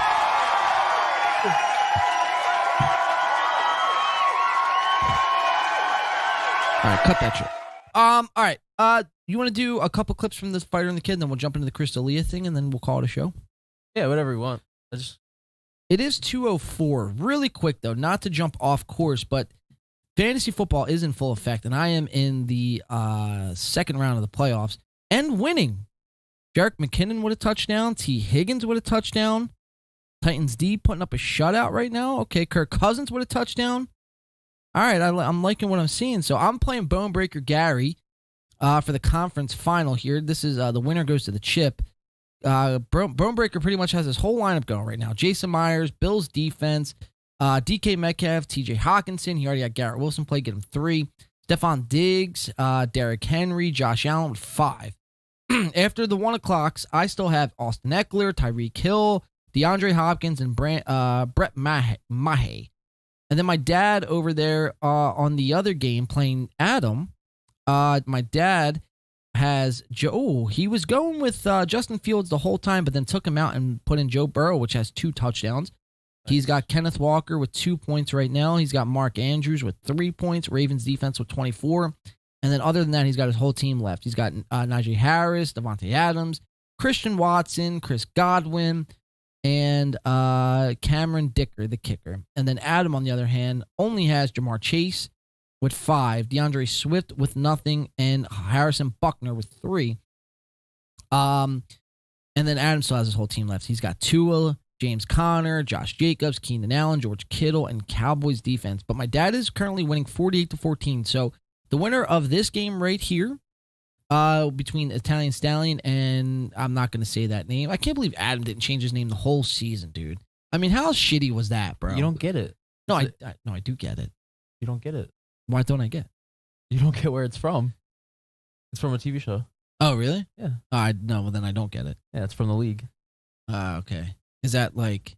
Dude, I don't know how you haven't watched the league. No, I haven't watched it. It's like, it's a fantasy football show. I just want to check out the Chiefs stats here because me and my dad are also in the same position. And we have Patrick Mahomes. What looks like Patrick Mahomes has 2 passing touchdowns. 1 to Jerick McKinnon, which me and my dad have as well, and 1 to Kadarius Toney. So the winner of my dad and Adam's game is going to go into. I'm sorry, yeah, my dad and Adam's game is going to go into the championship, and the winner of my game and Bone Breaker Gary will go into the chip, and will be guaranteed $100. So, I mean, this is a big week, man. Big week. I'm kind of jonesing to watch a little bit of football. But here, let's jump in. We're going to just watch like 2 clips from The Fighter and the Kid. Then we're going to watch the Chris Delia doc and then call it a show. How's that sound for you, B? How you holding up, bro? Chilling. How you feeling? Feeling all right? Yeah, I'm chilling. Not sleeping over there on me? No, I am. A little bit. A little bit? Closing your eyes, getting catching a couple Z's? Brendan Schaub, dude. How could you not sleep? I mean, it's been this week in shop, bro. This week in shop. All right, so let's go to Brian lies about talking to a broadcaster and calling him right after the World Cup. And Brenda, which I like to call him, calls Brian a liar. So let's jump into it. This is 3842. Brendan is going to call Brian a liar. And I posted this clip on Reddit. And this clip actually is doing pretty well right now. It's at like 40,000 views. So shout out to Reddit. We do love the Fighter and the Kid subreddit over here. So 3842, Brian's going to lie. Brendan's going to call him out. Let's watch. In Portuguese. Oh, right. Of course. Need a mile. Yes. Paris Saint-Germain Football Club. I didn't realize. Well, listen, I mean... They all play on that team, so why they're undefeated? that team is considered, like a lot of people say, I was talking to a guy yesterday who is the broadcaster and played for 18 broadcaster years. of what? For 18 years for the World Cup. He just looks like played he's for lying. 18 years. Yeah, he's like itching his nose. He's looking all around. But Brendan, it's pretty bad when Brendan Schaub in this clip looks like the fucking righteous one. You know what I mean? But Brendan is going to call him right out. So Brian says, he had a guy, and remember the one episode we covered here on the show where we had Brian say, "Oh, I know a guy. Oh, my friend, my guy, this guy." Yeah. He just has a guy for everything. You know what I mean? So it's the same thing in this clip. Brian says he knew a guy that right after when the World Cup was over, he was announcer. Right after the World Cup was over, he called Brian and was just bullshitting about the World Cup. Brendan is going to call him out right on the spot. Let's watch that unfold. Wait, he was broadcasting the World Cup and he called you after the Cup? What's that? I'm having a hard time buying this. No, he got done with the broadcast. Didn't call finals, but he was like, Brian, I have to talk to you. No, he didn't call the finals. He called most of the World Cup. But not the finals. No, and I said... What's his name? I don't remember his name, but he played for 18 years. I'm not buying this at all. So when asked, what's his name, the guy who just called you and you had a conversation about the World Cup, Brian says, I don't know his name. I forget his name. Isn't that fucking convenient? Go. And he called you out of all his friends. No, he was at a that party. He played for years. He's at my friend's party. He's English. There he is, JP. This guy really? No. Wow. Keep going. No. I'm calling bullshit. Derek. I'll find him. Keep going. That's it. These here. Yeah. Go back up. Hold on. Sports the one commentator. Derek Ray? Nope, that's not him. All right. Ian keep Dark? going. I'll find him. Andres? Fucks. You think maybe it's a soccer podcast? No. Hold on. Right? That he does in his basement? Sir. Right? Sir. And does he play FIFA a lot? Sir, maybe? he's there. Did he win the World Cup in FIFA, buddy? Hold on. Papa made me laugh. Papa. Let me see. Where are the... Oh, Fernando. Is that him? With the stash? Yeah, he's there. I think it's just more funny that Brian Callan's like in the hot seat right now. Right. Glurman. That's the thing. I mean, it's the lesser of two evils in this situation. I mean, we have Brian Callan that's lying in this scenario, but we have Brendan Schaub, who's also a huge, giant, fucking just dork, calling him out. I mean, you couldn't be, if you're Brian Callan, you couldn't be in a worse position here. Anyway, it's Guy. Go ahead. It's Guy Mowbray. Yep. Go ahead. We carry on. Let's pretend that this is legit. And he said, yeah, that probably is him. Yeah, that's him. It's a British one. Just look up English. This is. Worked on BBC. That's what it is. BBC World Cup. BT Sport, yeah. Yeah, well, one of those fucking guys. Sure. Maybe it's Clive. Yep. Let me see Either Clive. way, never happened, but let's pretend it did. Carry on. Bring up. No, it's definitely not Clive. It's that guy right there, Gary Lineker. Oh, there he is. Okay, carry on. So I said, what is, if you had your choice, Pele, Maradona, Messi, Ronaldo, you get one pick. Messi. He said, I think Messi is magic. He said, I think Messi does things that I think no one ultimately has done. Like, he's that good. General answer. That's it? He didn't back it up? Nobody said like... All right, so that's the clip right there. Brian just lying and trying to get out of just an awkward situation. Let's see. All right, so Brendan Schaub, I posted this clip. This is Brendan Schaub discovering a new word for the first time. And the word is going to be... new word is going to be outlier. So Brendan Schaub is going to... Now, when we all know, Brendan Schaub's vocabulary is very small. It's very minuscule. And, when he discovers a new word and is able to use it in real time, it's actually like the eighth wonder of the world, I would say. It's remarkable to watch because he uses it in every way he can. He uses it when it doesn't even need to be used. So when Brendan discovers this word, outlier, we're going to watch for about 5 minutes here. We're going to watch Brendan use the word in ways that just... Sorry, I'm hearing voices. I guess I'm going fucking nuts. But essentially, Brendan is going to overuse the word outlier and is just going to make a complete fool out of himself. So we're going to go to 108.08. And I actually posted this clip as well on YouTube and Reddit, which probably was a combined total of like 40,000 views. So shout out to YouTube and Reddit. 101.08. Brendan Schaub discovers a new word. Let's see how it all unfolds. Outlier. Take it away, B.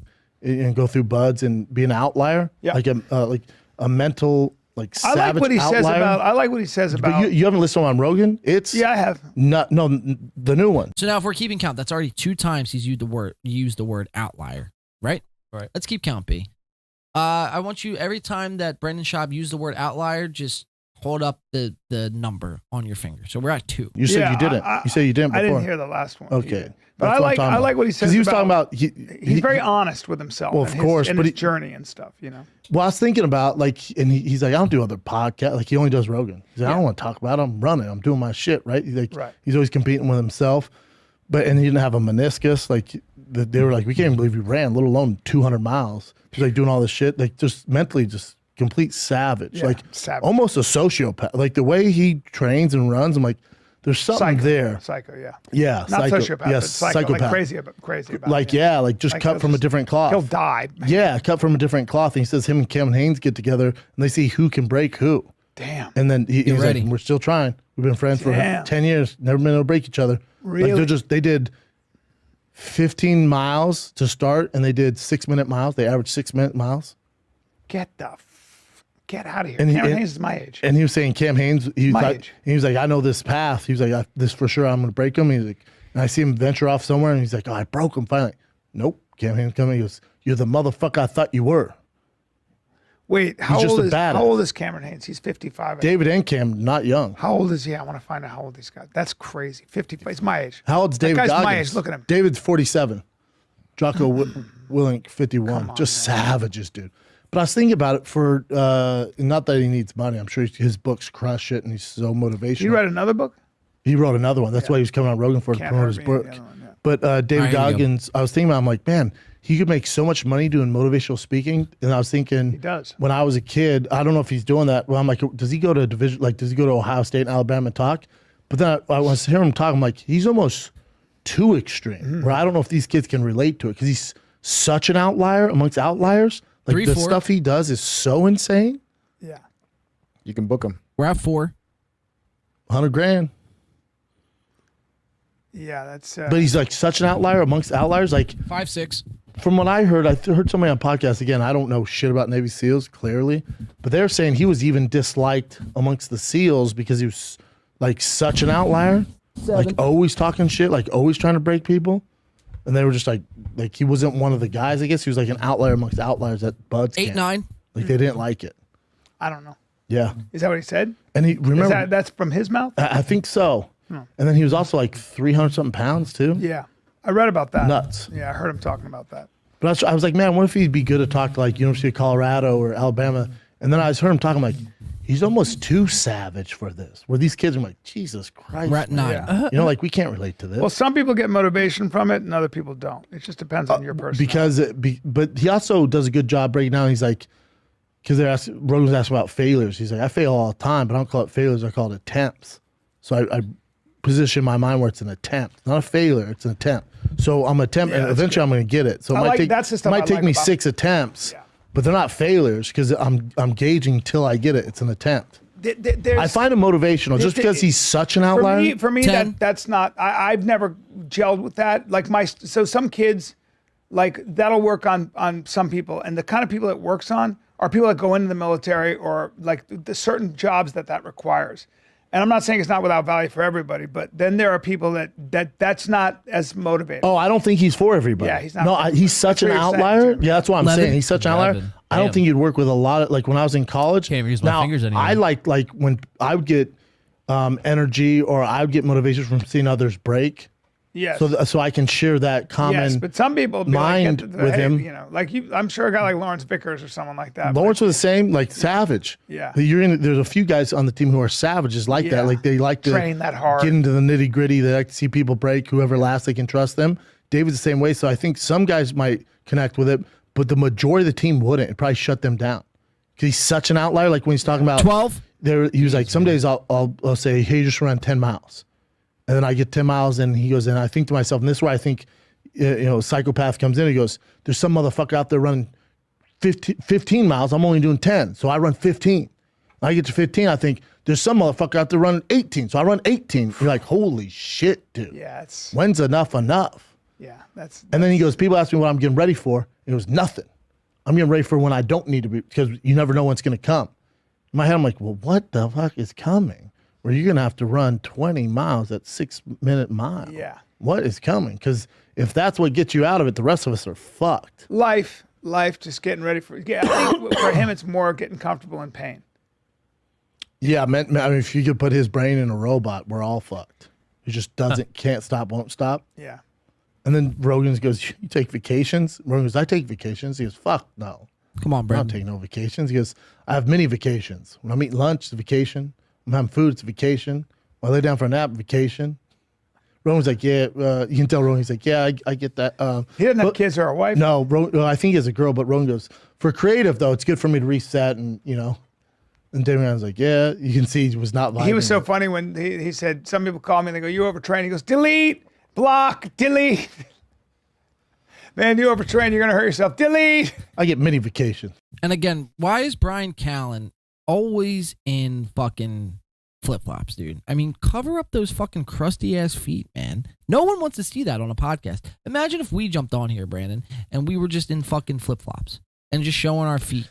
It'd be a cold day in New Jersey to be in flip-flops. I mean, well, granted, they're in California, but still, it's like, dude, you're 57 years old. No one wants to see your fucking crusty ass toenails, bro. Cover them feet up. I like the crisscross applesauce style of sitting. So we're at 12 outliers, right, for Brendan? Something like it. We got a couple more. Rogan loves that stuff. Rogan loves that extreme. Outliers. Yeah. It's an extreme outlier. Yeah. 14. Me and Joe talked today. We had So, and I think it was actually 15, but I think we missed one. So Brendan Schaub spares no expense when he finds his new word, because his vocabulary is very small. When he finds that new word, he, persists to use it every turn he can. And, to even the point where it doesn't even make sense. Like, he uses words in situations where, like, why would you even use that word? But outlier, ladies and gentlemen, is the word of the day. So make sure this Christmas, when you're at your dinner table and you're just hanging around your family, make sure you could drop that word in any at way least you 15 can. times. 15 times. If it's anything short of 15, I think you failed at that. All right, guys. So that is This Week in Schaub. Sorry. This Week in Schaub. There it is. All right, so we have This Week in Schaub. Now, we do have the Chris Delia saga. Now, this is an hour-long doc, and looking at the time here, since we started a little late, I don't know if we're going to be able to have time to cover the whole doc. Now, do you want to jump into it and cut it? Do you just want to talk about it and, kind of just see where he's at? Or, what do you want to do? I definitely want to watch it. Do you want to watch it? But an hour long, plus us, like, we can't go like two seconds without stopping it and talking about something. So it's like 2 hours. It's like 2 hours, and we don't have 2 hours to do. And that's boring anyway. I mean, that was like a 6-minute clip, and that's just us just watching it. You know what I mean? Yeah. So why don't we do this? Why don't we watch the Chris Delia Problems? This is TFATK3 on YouTube. Now, this is the times that Chris Delia was in Hollywood, on Hollywood sets, in a Hollywood role, in an actor role, playing his real-life self as a pedophile. And we could watch this, and then we could kind of watch like the first 10 minutes of the Chris Delia doc, and then we'll kind of give our thoughts and remarks. You could watch it later tonight. I highly suggest everyone watch it. Go to Kyle Anderson over on YouTube and check that doc out now, because, it's very fucking remarkable. And it's very breathtaking because, like I said in the beginning, man, a lot of Chris Delia's fans accepted and embraced him back, even though he was caught having sex with underage women. Pretty fucking crazy. So, all right, let's watch. This is the Chris Delia Problem continues. This is on TFATK3 on YouTube. Let's see how this all unfolds. It's very hard for me to do that. There we go. Of a pervert. So the other day, a YouTuber that goes by Kyle Anderson uploaded a video titled The Chris Delia Problem. Now, what you're going to watch in this video clip, we're going to see, well, Chris Delia guest starred as the diddler, as we call him, a couple times on television appearances. Oh, and we're going to get Brendan Schaub's take about messing with 15 and 16-year-olds and 18-year-olds. Let's check it out. Man, I'm sick of getting persecuted and judged for being a sexual maven, man. I'm not gonna stand for that anymore, man. I think you'd agree I need to follow the unprotected 15-year-old first. Of course you do. Everybody wants to fuck the 15-year-old. Do we really need to talk about this right now? All we're saying is that you were coming over to our house to bang a little dude. Yes. Let me throw this. I was gonna have sex with a little dude, yes. Okay. I mean, you're massively cool, but you're also 15. So we're not hanging out in my house alone. So in your case, we want juice. Yeah, I'll take a watermelon. And a twist of GHB for roofying the teenaged girl. What if You just had sex with men that were of legal age. That's a great idea. I'm not gay, dude. Okay, I don't know. You're offending me. Yeah, I'm gay. You're not gay, but You love 10-year-old boys, right? 10 to 12. Okay, Jesus, but what's the man. I mean, like it's one thing if you're alleged pedophile, right? And people are coming out, but it's another thing to like get cast on roles when you're that guy. I guess it's just his vibe, dude. Well, it's almost like projection. Like Hollywood like projected him into these roles, and they were trying to tell us something all along. You know what I mean? Because they always say that when when all this like voodoo magic or satanic worship goes along, like they have to tell you what they're doing, like subliminally, or otherwise they can't do it. You know what I mean? It doesn't work the same. It doesn't work the same. It's residual magic. They have to tell you what's, even if it's not even on a surface level, they have to tell you what's going on. Now, is this another case we're watching here with they were trying to tell us all along what was actually going on, or is this just like coincidence? What do you think? I just think he plays a good pedophile. Well, I think the shoe fits. Yeah, the shoe does definitely fit. All right, let's keep watching. Closest thing. They're legal, they're female, they're flexible as hell. I guess they're okay. Like, from the back. All right. I never touched her. I don't have a thing Lucy says in the chat, Chris is gross, and I would have to agree with that. Yeah, I agree. for underage girls. This is insane. the pictures in your cigar box suggest otherwise.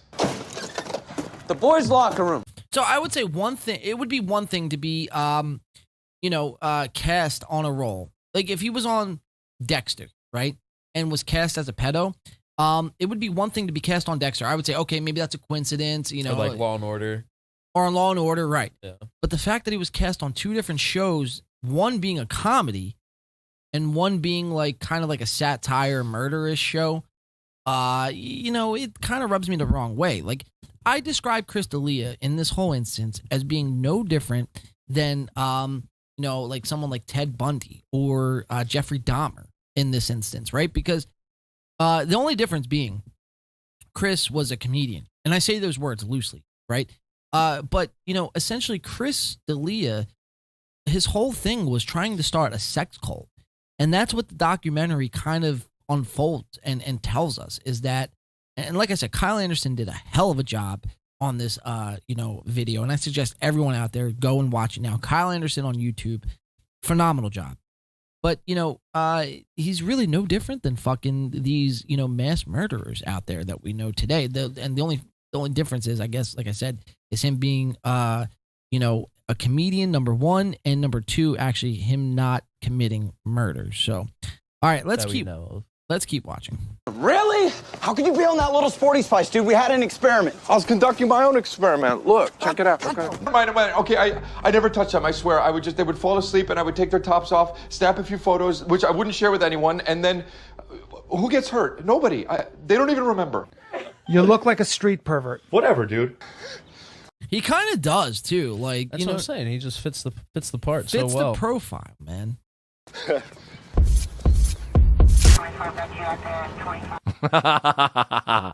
A romantic relationship with a female student. How old is the female student? 16, 15? You can see how it would happen. I don't know. I'd have to see the girl. They're both hot. Let them do it. Let's pretend she's 18. That bitch is bad. After seeing these video clips, it reminds me how I forgot how bad Chris D'Elia's acting is. Sad, considering he had been practicing method acting for these roles for years. Delia has to act like a bad actor to hide how good he actually is at the role. There's levels, man. Oh, and how... That's pretty crazy. Chris D'Elia has to act like a bad actor on screen to actually hide who he is in real life. Like, pretty deep. Like Meek Mill said, man, there's levels to this shit. How about no one ever say, let's pretend she's 18? Playing a diddler knowing you are one deep down is dark as the deepest waters. Surely pedo roles have to be the last kind actors want to take. Never go full redact, pedo B. Brendan Schaub's so redacted and bad at everything that his job in the podcast world is to scoop up canceled rapists and pedophiles like Brian Callan and Chris D'Elia that everyone else refuses to work. Look at these two, and people actually fucking go to bat for these guys. Like people actually stand up and stick up for these guys. Like I said, Chris D'Elia spent about 8 months away from his quote unquote cancellation. 8 months. And then the public just blindly accepted him back, man.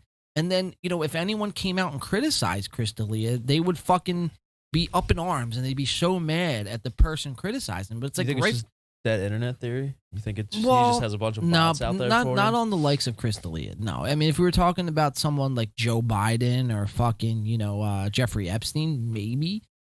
But Chris D'Elia, I mean, he's like a small fish in a big sea. You know what I mean? Yeah, but it's not hard to buy bots. No, no, it's not. I just don't think they're the type of people to actually go through with something like that. You know what I mean? Maybe. It could happen, for sure. I just don't see it happen. I actually do think, though, there's people out there that really support these guys. And like I said, like, to a lot of people out there, man, you got to understand that these people worship the likes of Brian Callan and Chris D'Elia. So when bad news comes along and when people like us come along and throw a wrench into their fucking belief system, that would be like, if I was Logan Paul and you're George Janko and I said God isn't real, right? You'd get fucking worked up about it, right? Now imagine, 100,000 people and you're telling those 100,000 people that Chris D'Elia is a pedophile and you worship Chris D'Elia. You spend your money on Chris D'Elia. You have Chris D'Elia Life's Rip merch and you go and travel to all these states across the fucking country to go see Chris D'Elia. And all of a sudden you're being told by someone on the internet that Chris D'Elia is a fucking pedophile. Well, surely those women have to be lying. Surely fucking all these guys who are coming out with videos have to be lying, right? Because then that makes you look like a fool. Because you believe someone who was a fucking rapist. You know what I mean? Do you really think there's Chris D'Elia super fans out there like that? Yes, I do. Because it's not just Chris D'Elia. It's not just a Chris D'Elia thing. It's an influencer thing. And it's the world of the internet that we live in today that people that grow accustomed and grow this loving connection with these people that they don't even know on the internet. It stems from them being a lonely sack of shit and needing a friend. And, they don't know how to make real friends. So they watch Chris D'Elia and they watch Brian Callan on a weekly basis. And they form this connection with them. And, I don't know, man. I guess it's just the world we live in today where it's kind of ass backwards. But they feel like just because they watch them and they comment on their videos and they like their videos and they subscribe to their channel and they stay updated, they buy the merch, they go to the shows and all that, they feel like they are actually like good friends with them, right? But Chris D'Elia would fucking sell you up the river any chance he got. You know what I mean? Just like Jake Paul. Just like any of them, dude. Any of these guys. Like they would do, they don't care about you. And that's the whole point of this show, is to just, hold up the mirror essentially and show you who you're actually supporting, right? When it's people like us or other independent like TFATK or Comedy Enforcement on YouTube or, Steel Toe Morning Show. A lot of these guys like do independent work. And when we go against the grain, it's like we get shit on for it, right? But, it's all we're trying to do is just hold up the mirror and just show you who the fuck you're actually supporting. And the person that they say they are, a la Logan Paul, are just scumbags just like the rest of them. You know what I mean? Does that make sense? Yeah, it makes sense. All right, let's finish out this video. There's like 30 seconds left, and then we'll jump in like the first 10 minutes of this Chris D'Elia doc. Well, I guess at least Papa's found a niche. And Brendan probably believes them, because he's that dumb. Oh, and Chris D'Elia, life imitates art. It's absolutely bonkers how deranged Chris Diddler got. He got way too comfortable with his deviancy. Oh, and that last clip of Papa is dicey. How old is the female student? 16, 15? You can see how it would happen. I don't know. Well, I'd have to see the girl. They're both hot. Let them do it. Yeah, and that just doesn't help their case. So that's Chris D'Elia. That's TFATK3 on YouTube. Go support him now because Brendan Schaub actually did put out a copyright claim on his channel and try to get his videos taken down like he did with us with Ben Pixels earlier this year. So that is that. We have the Chris D'Elia problem from Kyle Anderson. We're going to jump into the first 10 minutes of this, guys. Now, like I said, we're only going to be able to jump in the first 10 or so minutes of this podcast, or it's not even a podcast, it's a video, it's a doc. We only have about 10 to 15 minutes to jump into it, but I highly, highly suggest everyone out there who hasn't yet seen this video to go watch the full thing over at Kyle Anderson over on YouTube. Kyle is a small-time comedian. And, you know, it wouldn't benefit Kyle in any stretch of the imagination to put out an expose of somebody like Chris D'Elia. If anything, that would hurt his career. And that's what Kyle tries to explain at the end of this video. Unfortunately, we're not going to have time to cover that. It would be very easy for Kyle to just keep his mouth shut and go about his business. But the fact that no news organizations, no mainstream press has even picked this up or has even pressed Chris on this issue speaks volumes, man. The rich take care of their own, man. And that goes, that's no different for the likes of Chris D'Elia. So, you know, the fact that we have a small-time comedian like Kyle having to do this, man, you know, I applaud this kind of work. You know what I mean? We need more people like Kyle Anderson. And Kyle, if you ever want to come on this podcast, man, you're more than welcome to, because, you know, like I said, dude, we need more voices like you. You know, I draw inspiration from this kind of shit. You know what I mean? And this kind of, you know, verifies what I'm doing, you know, at the end of the day. You know, it makes it go not unrecognized, if that makes sense. That makes sense. All right, let's watch it. This is the Chris D'Elia problem. This is going to be our last video clip of the afternoon here. And then we're going to sail off into the sunset. And it's going to be, our, you know, the last clip really of the fucking year, man. So, hey, real quick, give it up for yourselves, man. Brandon, I just want to thank you, man. John, it's been an island in the sun. Holding it down, dude.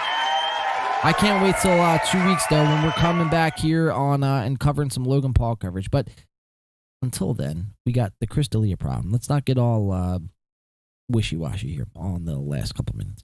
The Chris D'Elia problem, everyone, by Kyle Anderson. Check it out. We're going to play the first, 10, 15 so minutes.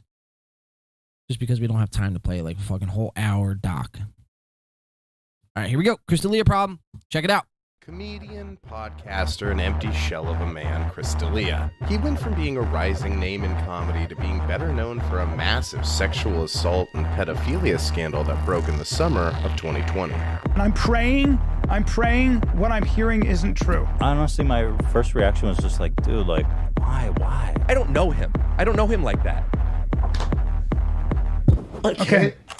So I think we're at a time where everyone's really waking up to the way that we abuse our power. Devastated and enraged, Brittany Cummings is speaking out about the allegations against Chris D'Elia. Probably 37 different allegations. Comedian Chris D'Elia is being sued for child sexual exploitation and child pornography. According to the suit, Delia invited an unnamed underage girl into his hotel room in 2014 and then had sex with her. The plaintiff claims she told Delia her age, and she said she was in high school at the time.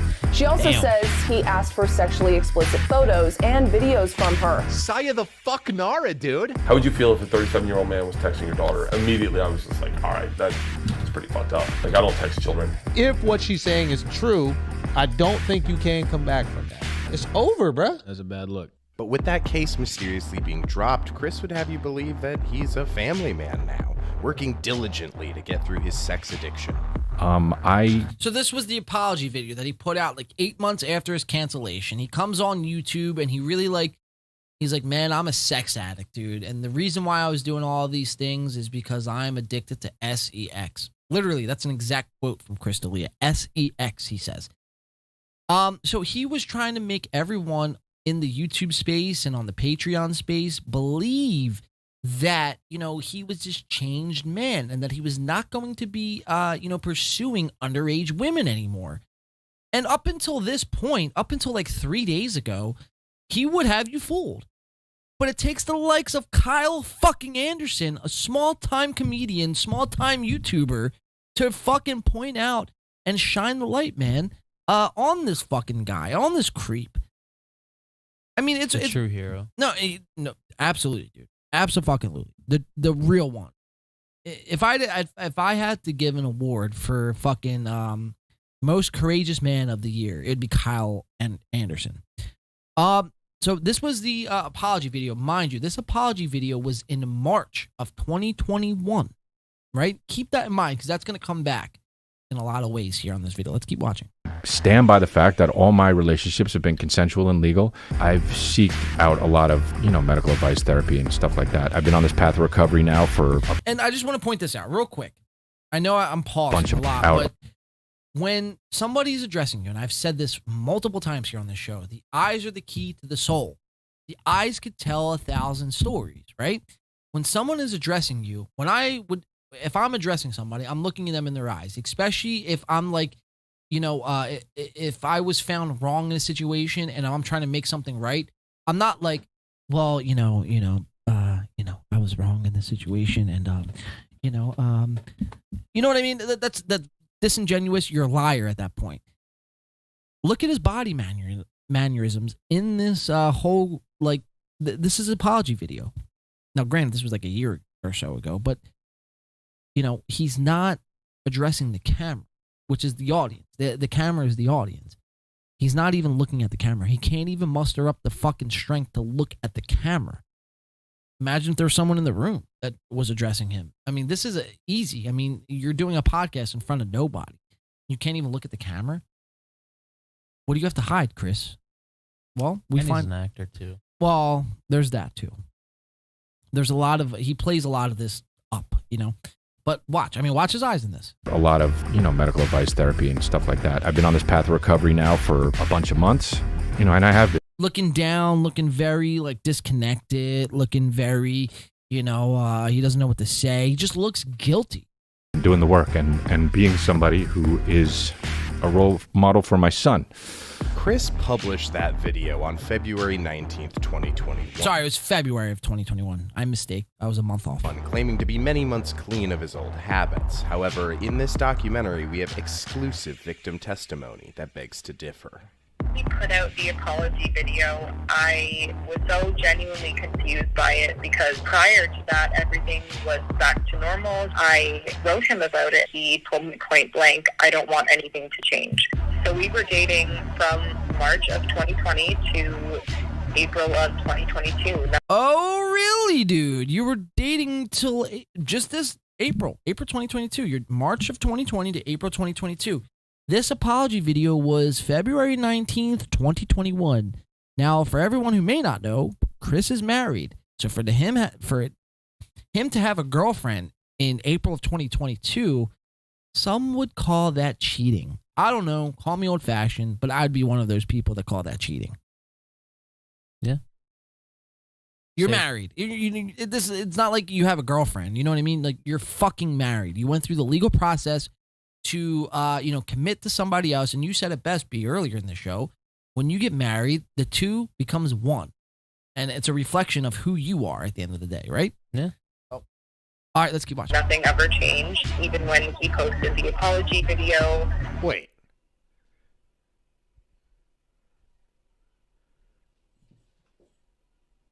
So he lied? You're getting finessed. These previously untold stories detail not only sexual assault, but also branding, grooming, underage girls, shrimp scampi, and even more. He told me that when I lived there, he wanted me to essentially find girls for him. The things he said in passing that were supposed to be played off like a joke were he was dead serious about, like his cult, and he legitimately wanted it to be like a cult. Like, that was his big dream, was to have his, at least a couple of his girls live together, basically have a harem. It's like something in his eyes changed, and he yelled at me to get on the floor. And I was like, can we just stay on the bed? And he's like, no, get on your knees. And then he snapped and pointed at the floor. The fellows at the top are likely rapists, but you like mellow out, man, just relax. It's really not that complicated. Well, part of me, I guess I'm just insane as you explain it. Or maybe sanctifying the sadistic as deranged.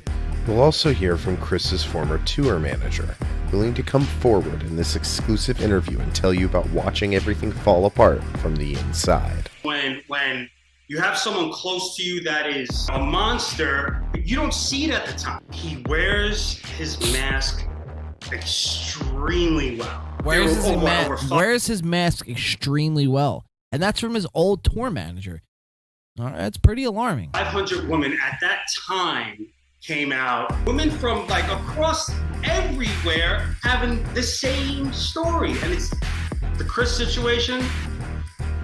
is on the Bill Cosby level, in my opinion. Wow. And I can already hear you saying, Kyle, you have to have some sort of proof for these allegations, which I think I legally need to say are allegations.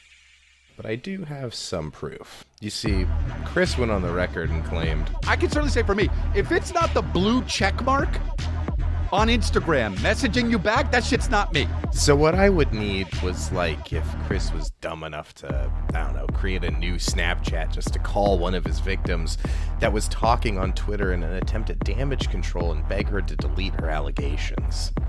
That'd be insane. I don't give a fuck. I'm just... It's nice to hear from a person, like I said. I just don't know what to do from here. Like, well, we can keep talking if you can. And if you don't mind, deleting that stuff would definitely help me. Deleting that stuff would definitely help me. What does that sound like someone who is innocent in a situation when you're calling a victim, quote unquote victim, and asking them to delete everything because that would help you in a situation? Does that sound like an innocent man to you, B? Nah, right? Chris D'Elia, we all know now that he has at least created 2 fake Snapchat accounts. One being, I believe the name was Chad Hanks or Chet Hanks or some shit. All right, well, no, that's not Chet Hanks. That's Tom Hanks' son. It was like Cenk Huger. Some shit. It was CH, I believe, were the initials. I forget the actual name, but Kyle Anderson is going to cover it. Let's just keep watching. We're going to watch like another 5 minutes, and then we're going to watch like the back 10 minutes of this. People are sending me death threats and shit. I don't want to delete everything because it's so infuriating to have people tell you that something you experienced, something you went through, didn't happen. We can talk about it for now. So if we can't trust a single thing Chris D'Elia's told us so far, if we can't trust what he's doing right now, how do we trust what he's done with underage girls? Wow. I first came into contact with Chris D'Elia when I was 17 years old. He got us tickets. We were getting a ton of text messages and Snapchats from Chris in the green room saying, where are you? My second set is soon. I need you to come back here. I want you two to suck me off. But then it got to the point where I actually learned of girls who had been with him from the point that they were underage to adulthood. The Chris D'Elia problem. I'm pugnaciously pacing, waiting. I give a fuck if I'm late. Tell Satan be patient. But I ain't here for do races. I'm just taking vacations. And tell them fuck them. I never loved them in salutations. Directed by Kyle Anderson. A very legit production. Now in this, no, dude, for being, I mean, he only has like 14,000 subs on YouTube, and for being a small time comic, I mean, this is on CoffeeZilla's production. I mean, think about it. In the same week, and by the way, I just want to point this out. The same person who was exposed by CoffeeZilla, which was Logan Paul, co-signed Chris D'Elia and actually said at one point Chris D'Elia was his favorite, funniest comic. That should tell you everything right there. You know what I mean? Logan, yeah. And it's funny, the same week that CoffeeZilla does an expose of Logan Paul, Kyle Anderson does an expose of Chris D'Elia. So it's kind of funny. Did they get together and like kind of plan this? Probably not, but it's funny to speculate. Let's keep watching. We're gonna do like another 4 or so minutes on the front half, and then we're gonna do some more on the back half. Let's watch. This video, I'm going to share 4 victim stories, as well as speak to Chris's former tour manager and close friend, Zach. Now, this is by no means all of the stories I was told by victims during the research of this video. This is just the tip of the iceberg. Pseudonyms will also be used for the victim's protection. Also, any cases that I know to be under active law enforcement investigation, I will not be covering. Now, you may have been led to believe that Chris was canceled, but not in the world of comedy. He still has a massive Patreon, is on a multi-million-dollar tour across the country, and regularly plays the top comedy clubs in LA. Except the Comedy Store, they banned him. I'll let you guess why. But really quick before we get into the meat of the video today, one of the most wild things to me is that Chris maintains all of his relationships have been legal and consensual, and yet has truly never addressed the details of this CNN article. This article lays out 3 allegations: Megan Drust, a hotel worker, and Laura Vitrelli. Megan Drust, a well-respected actress, was the victim of Chris taking out his penis in her car and jerking off to completion while she screamed for him to stop and had to get out of her own car to escape him. She had to get out of her own car because Chris was threatening her to jerk him off to completion. So she had to leave her own vehicle to escape the likes of Chris Delia. Wow. That's fucking fucked, dude. It's pretty grimy. Imagine being in your own car, listeners at home, being in your own car, and someone's like trying to get you to jerk them off to completion, and it's getting so bad you have to leave your own car and leave a pervert like Chris in your car. Wow. Let's keep watching. The hotel worker was lured to Chris's room after he placed a phony maintenance call saying his AC didn't work, only to be naked once opening the door. This is a well-documented event, as the hotel worker logged a formal complaint at the time, and CNN spoke to staff that was notified and remembered this happening. And also Laura Vitrelli, who told CNN that at 19 years old, Delia invited her and her friend to a, quote, party after a meet and greet, but upon arriving there was no signs of a party, and Chris was alone watching Cops and eating shrimp scampi. Oh, wow. Chris had alcohol for the girls despite them being 19 and him being completely sober. So that's a crime in and of itself right there, right? Yeah. Providing underage people with alcohol, and it's come out in this report from Kyle and multiple other reports that Chris wouldn't actually drink. The girls that's why I compare it to, not Ted Bundy, Jeffrey Dahmer, for instance, Charles Manson. I compare it to Charles Manson because what Charles Manson would do is Manson would feed all the people in his cult acid and LSD, right? And he would say that he was dropping acid as well, but actually wouldn't take the acid. And it was a form of control. And it's that control that we watch fester over into Chris D'Elia. And D'Elia, would give everyone else alcohol and drugs, but actually wouldn't take it for himself because they would go fucking into La La Land and he would remain in control and then, in turn, control them. It's a weird, sick fucking fetish that we see from Chris D'Elia. And not only, that, but it's just, look, I think if you watch this whole video, my conclusion was that Chris wanted to have his own sex cult. That sounds right. He sounds pretty psychotic.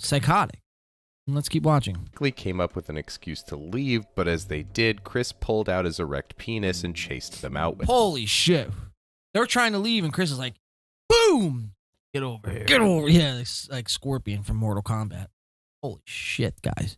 It's just funny to me he's never truly addressed these 3 pretty verified allegations. Anyway, I just wanted to mention those, so why don't we start with the actual subjects for today's video. First, let's go back a decade ago and talk to Christine. Her and her best friend Kay first came into contact with Chris in 2012. Me and Kay were watching a lot of stand-up at that time. So it was 2012, Chelsea Peretti, that whole scene or whatever. She tweeted about watching Chris D'Elia stand-up. It was not an attempt to get his attention. We just genuinely were going to shows a lot at that time and watching a lot of stand-up. So Chris D'Elia was name searching himself constantly on Twitter at this time. Slid into her DMs. They were DMing for 2 weeks or so, not that long. So he was playing at Caroline's in New York City, and from Philly you can get on the train real easily and get to New York City in an hour and a half. So he basically invited us to his show. We're on the train over there, and we're drinking on the train because we're 20-year-olds fully went in there so fucked up that we're fucked up. Do you know what I mean? We meet up with him and he's with his opener. Immediately he barely says a fucking word to us and takes Kay, this is at the W, by the way. Yeah, so we walk up, he immediately takes Kay right up to the room, barely says that many words to us. Anyway, he basically left me in the lobby with them, and then they went up and Kay asked that I exclude the more graphic details of her story, but from what she told me, Chris proceeded to aggressively penetrate Kay against her will in his hotel room. It's worth noting once again that Kay was blackout drunk while Chris D'Elia was, as always, completely sober. That's actually a thing about Chris. He's taken lots of pride in himself that he's never had a drop of alcohol or tried any drug. And I've heard a lot of people say, well, you know, women were his vice. And to that I say, Chris, have a beer. Have a blunt, man. Hit a blunt, you fucking weirdo. Fucking Jesus Christ. Have a fucking Miller Lite. Jesus Christ. Many of the victims that I've spoken to would have been open to having a sexual encounter with Chris D'Elia. In fact, many of the assaults I've been told about started as some sort of consensual hookup, but became unconsensual when Chris wouldn't take no for an answer. The common thread that I get from almost all of these stories isn't a sex addiction, it's a power addiction. A power of controlling other people addiction. Gaining that power is obviously much easier to do with a teenage girl than a grown woman. I agree. This next victim is June. All right, so we're gonna skip. I mean, for the next like 30 minutes, he's gonna go into like the Stories and stuff. the stories and the victims. Again, I highly recommend you guys watching this video on your own. It's a fucking hell of a watch, man. I mean, we're only about 12 minutes into this. We're gonna go to the last like 10 minutes where Chris's ex-tour manager comes into play. Now, this guy has nothing to lose, right? He's not working in Hollywood. He's, you know, really it's just him, you know, trying to be a good guy and trying to just, you know, bring truth to the matter that is Chris D'Elia. So we're going to go to the last 10 minutes. We're just going to let it rock. But again, Kyle Anderson on YouTube, if you haven't already, pause this video and go over to Kyle Anderson on YouTube and watch this full documentary and then come back here for the reaction that we're going to give. So this is about 49:17 in the Chris D'Elia Problem documentary. And let's see how it all unfolds. Worth noting that Zach has nothing to gain from speaking. All right, so I think that's important right there. So let's go back a couple. We'll go back a little bit more. We're going to go back to like. We got to go back a little bit here. We're going to go back to like 43, 45. And we're going to let it rock the last like 16 minutes of this video. He posted something that was family oriented. Even, you know, when he was at Disneyland, he was texting his other girlfriends while he's posting pictures of his fiance in Mickey Mouse ears. He's texting his girlfriends saying, so to catch everyone up, Chris D'Elia was at Disneyland with his family, but at the same time, while he was at Disneyland, he was posting pictures of himself and his family at Disneyland, but then was also texting his other side chicks. And mind you, his side chicks being 17 years old, 16 years old, 15 years old. They're not adults, Chris. you would look so cute in Mickey Mouse ears. I think at this point the claims in this video have gotten so intense that I feel like most viewers need something or someone at this point in the story to legitimize much of what has been said to them.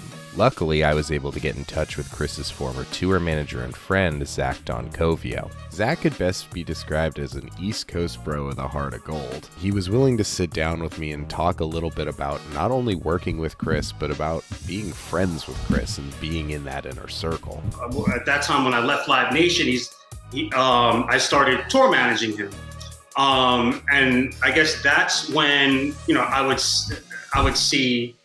was able to be up close and personal and see these things. Right, basically, you're just a point of contact when you're on the road, logistics and facilitating everything at the show, whether that be meet and greets, just shit like that. To me, he was one of my best friends. Now, being this close within Chris's inner circle definitely made Zach hesitant to speak out, but he was one of the first people close to Chris to publicly denounce him on social media. Once I put everything together and found out the truth, I did this post on social media. Like, all right, hopefully this will make people aware if this is where I stand. How many kids ask you, ask you to party when you do colleges? Have you ever gone to just get a laugh? No, I would never go.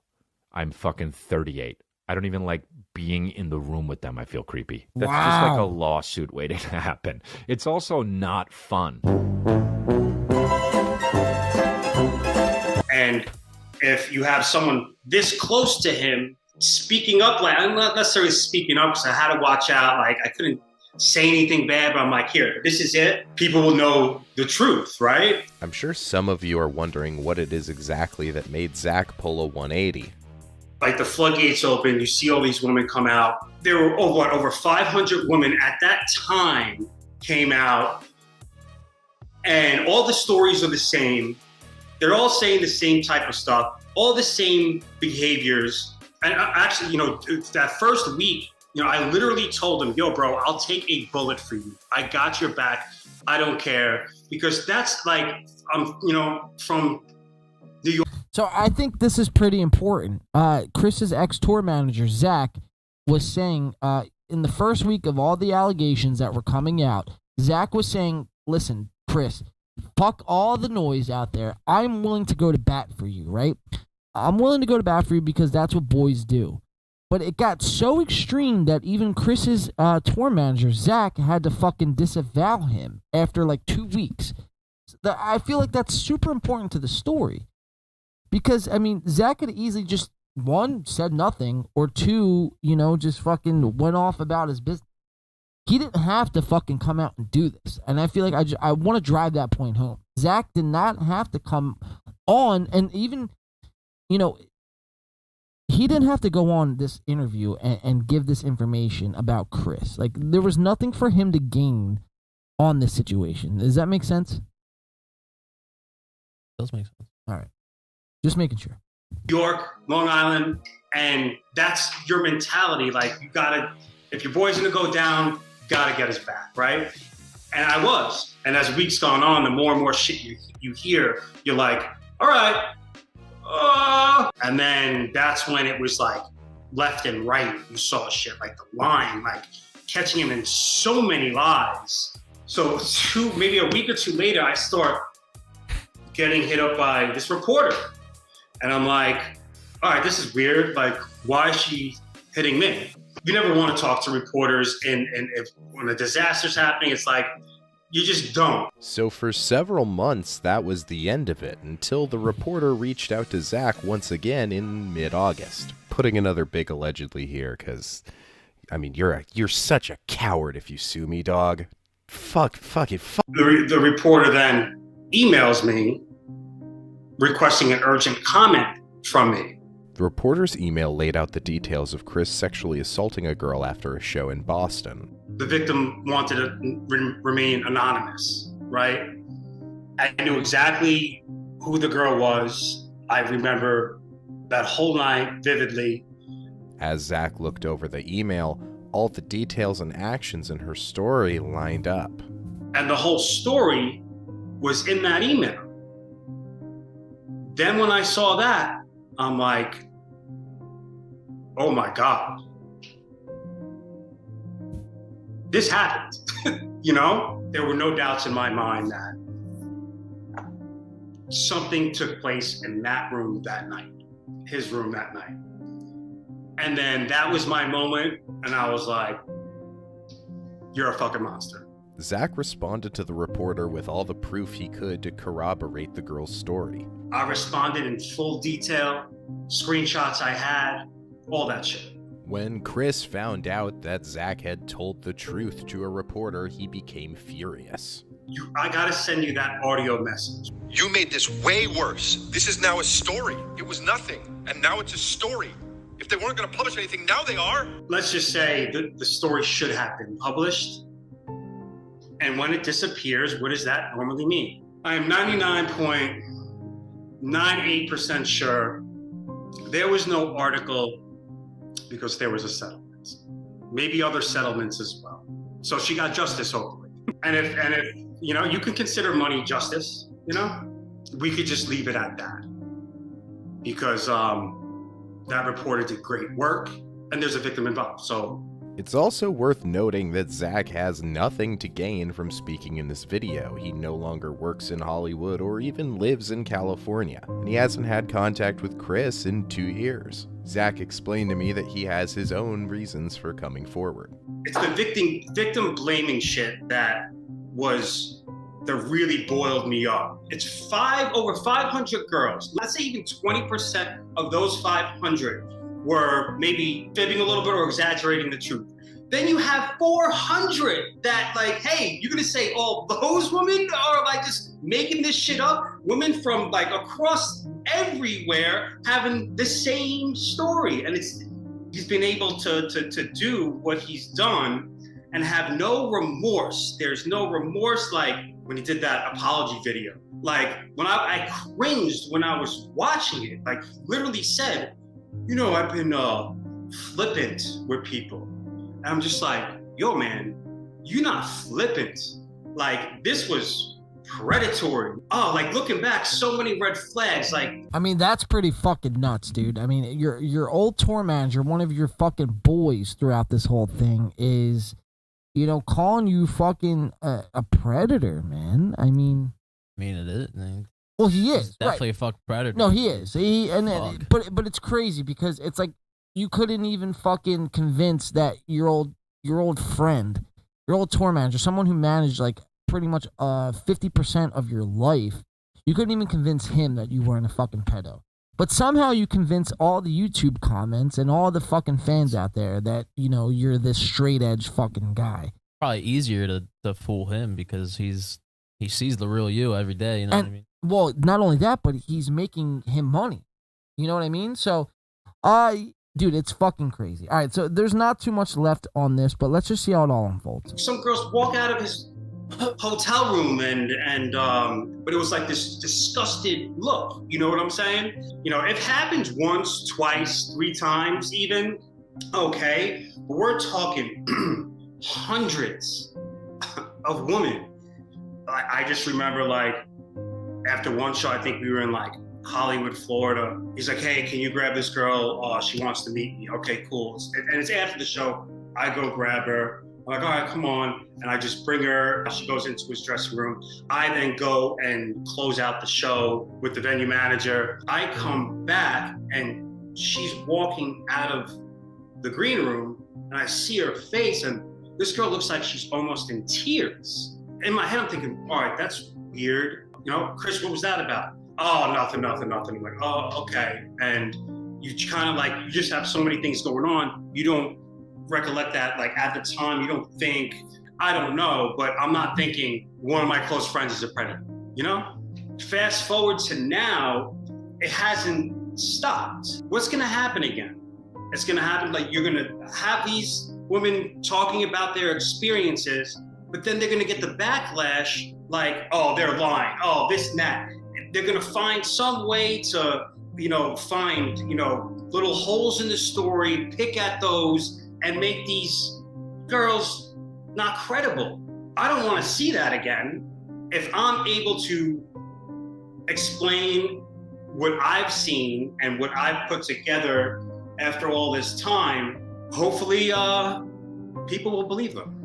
One of the many stories that's simply too long to include in this video, Zach explained to me that he knew one of Chris's victims in person. She was 19, and keep in mind, Chris is 39 years old. Yeah, it's fucking crazy. That's over twice his age. Yeah. And he like had her move to LA. It didn't make He had her move to LA. sense to me at all. Yikes. And I feel like looking back, you feel so bad because here I am, I'm like, yo, she's not telling the truth. Like he would not say that, but it's true. So Chris in his 40s moved an 18-year-old girl from New York to LA. They tell me everything. I'm like, I had no clue about this. This is crazy. And in my head, I'm like, yo, this is kind of like calling them babies. I'm just like, it was weird. And now looking back in retrospect, it was like hiding in plain sight. You know what I'm saying? It was mostly for Delia about control and power, something that's much easier to exert on a teenage girl than a full-grown woman. It's I think that's another point you gotta drive home. What's that? I think that's another point you got to drive home. What's that? That he's just all about the power. Yes. Yeah. Yeah. That's what most, of these guys are about, man. Because it starts when they get a little bit of fame, and they can't just leave it at the little bit of fame that they get, and the little bit of money that they get, and now that they're rich and all that, it can't just stop there. Now they have to exert their dominance over actual fucking living, breathing people. And that's the sickness that is Chris D'Elia. That is the sickness that is Brian Callan. Yeah, it's pretty creepy. I mean, like I said, it's no different than Jeffrey Dahmer or Charles Manson. It's literally no different. The only difference is, like I said, is Chris D'Elia is not a murderer that we know of. And two, Charles Manson and all those guys, Ted Bundy and all those guys, weren't comics that we knew of. That's really the only the two silver linings there. But still, it's still fucked in every which way possible. Yeah, definitely fucked. When he's fucking commenting on 16-year-old girls that are in high school's Instagram posts, that's an issue. It's not the age difference that I see was the problem. It was the abuse of power that was the problem. Well, it's both. And still is the problem. And then it's the age difference and the abuse of power. It's both. They work hand in hand off each other, right? Yeah. Because you can't manipulate. It would be harder to manipulate a 30-year-old than a 16-year-old woman, right? Yeah. It was a sex addiction. He was cheating on his wife or fiance, who Kristen I love and I think is the sweetest, woman ever. He wears his mask extremely well and fools people. But some people aren't able to see his tactics, what he's done. The Chris situation is on the Bill Cosby level, in my opinion. Wow. But Zach is hopeful that his cooperation in this video might lead to a light at the end of the tunnel.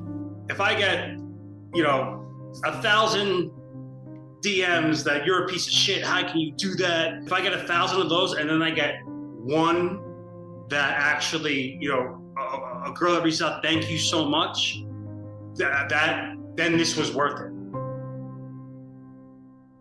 Zach even corroborated maybe the biggest loose end of all. We would watch Cops every single night. Wow. They really said Cops and Shrimp Scampi's. I know you're lying. Cops doesn't start till 4. On point too. Wow. And the Shrimp Scam. Now, I'll address the elephant in the room. I'm also a stand-up comedian. I'm sure lots of people will say that I'm only making this video because I'm a hater, or I'm trying to advance my career Hannibal style, or because I'm a failed comedian. I'm actually a working comedian, which just means I haven't failed yet. Just give me time. As far as being a hater goes, I don't have a reason to hate Chris, outside of him being a monster. He was never my favorite comedian, but when I'd see him go on stage at the main room of the Comedy Store, he would kill. My problem with Chris arose after things started to come out. I only say this because I often see people say things like, you're only coming after him because you're jealous. I honestly don't have some deep-seated rage or jealousy with handsome male comedians that are more successful than me. Spoiler, there's a lot of them. I mean, great comics like Jeff Dye, Moses Storm, Preacher Lawson. By the way, I just thought of the bald guy we were referring to earlier, Bram.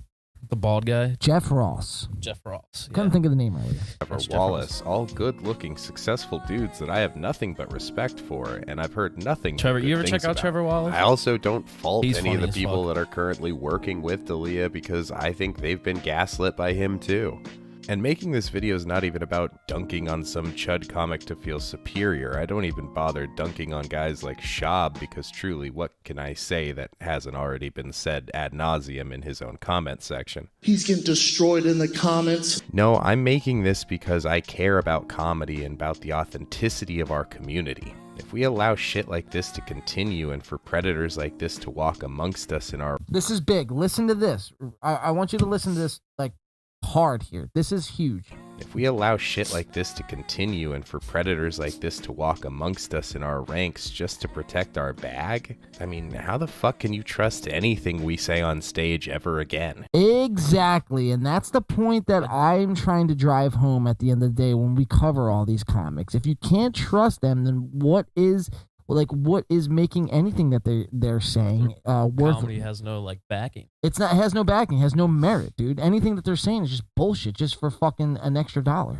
Good comedy is built on authenticity, Yes. and so should a good comedy community. Yes. And as far as this being a move to advance my career, Chris and his friends have a hell of a lot more connections in comedy than I do. I've been in comedy for almost 10 years, and I'm pretty positive that this is only going to lead to less opportunities for me in the future. And that's kind of like us too, man. You know, we come at these guys, and it doesn't open doors. It actually shuts a lot of doors. But you know, there's not that many people that are doing it, and I feel like that there needs to be more. And that's the approach that Kyle Anderson took, and that's why I respect the fuck out of him, man. Yeah. You might say I'm trying to win favor with the woke SJW side of comedy, but I'm a straight white guy, and I don't even paint my fingernails, okay? They don't want me either. So unless the John Oliver show realizes tomorrow that they really want to buy lunch for another fat guy every day, I don't think making this video is actually going to have positive impacts for my comedy career. Personally, I don't think Chris should be pursuing a career in the spotlight anymore at all. He's proven that time and time again, with power or an audience, he's continually drawn to abuse. Personally, I think he should go work at a Payless or a PF Chang's. Realistically, I shouldn't Brendan even Schaub be making reference. this. I'm not a journalist. I honestly have trouble even spelling the word. I don't know where the O goes. I'm an overweight comedian who lives in the Valley and has less than 500 Twitter followers. I shouldn't be the one who has to do it. Also, I don't want to do this. You think I want to interview sexual assault victims? I mean, they're nice women, but fuck, dude, it's a bummer, dog. You think I want to have to edit a bunch of videos of Chris D'Elia after hearing all this crazy shit? No, I don't want to work on this project. This sucks. I want to go play Pokemon and do mushrooms in the woods. This is truly an awful creative experience, but I think this video is important, and I think it's the right thing to do, so I'm making it, because someone should. Yes. When you've been a demon for a decade, I don't think you get to whip it all into shape with 8 months of fake therapy after using and continuing to use our art form to map a juggalo tour of sexual assaults across North America. Really closing the hour-long rape video on a juggalo joke, huh? Wow. You ever see a fucking 14-year-old? She looks 30. I've never seen. There's no such thing as a 14-year-old girl anymore. They go from like 6 to 25. What the fuck? Those days are long gone. They go from 6 to 25. I'm a sicko. They go from 6 to 25. I'm bad. They go from 6 Ladies and gentlemen, to 25. I'm a sicko. They go from 6 to Kyle motherfucking Anderson. Give it up, man. That was fucking great, dude. Hell And yeah. this needed to happen. Oh, yeah, Kyle. Because So, Brand, up the little bit you've seen, man, what's your thoughts? Quick thoughts on that. I won't be going to Chris D'Elia's show anytime soon. I love it, dude. I love it, man. No, Chris D'Elia, man, he's a creep. He's a pedophile. He is someone who needs to be monitored at all times. Probably needs to be in jail. Probably needs to be in prison. Yes, sir. Wow. We covered a lot here on this jam-packed show. And in a little amount of time. And in a little amount of time. Yes, and in a little bit of time. We jammed a lot here on today's show, on the little bit of time that we had.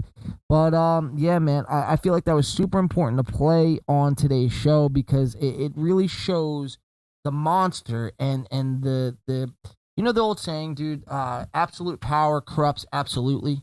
Yeah. That is Chris D'Elia in a nutshell, man. Chris D'Elia. Chris D'Elia.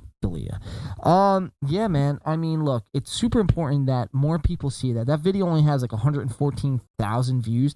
That video needs to shoot up to 1 million, dude. The only suggestion I would give to Kyle is, you know, he put it out like the week of Christmas. I feel like it could have got a lot more like the week after New Year's when people like have nothing to consume. Or like the week between Christmas and New Year's. Yes, that would have been probably the a better strategy, but to each their own, man. I mean, that's just me kind of being nitpicky, you know what I mean? I'm the Grinch after all. Max! But, dude, I mean, hell of a job by Kyle Anderson. Like I said, everyone right now, go over to Kyle Anderson on YouTube, subscribe, watch that whole video. Brand, I suggest you watch everything in between that what we covered. Yeah, I definitely will. It's fucking fascinating, and it's a pretty baffling. It's super baffling, man. But that's going to do it for us, guys. This has been a hell of a year. I just want to thank everyone one more time. So give it up for yourselves. We made it to the end of the year. Yes, the Grinch. Ooh, the Grinch. Max!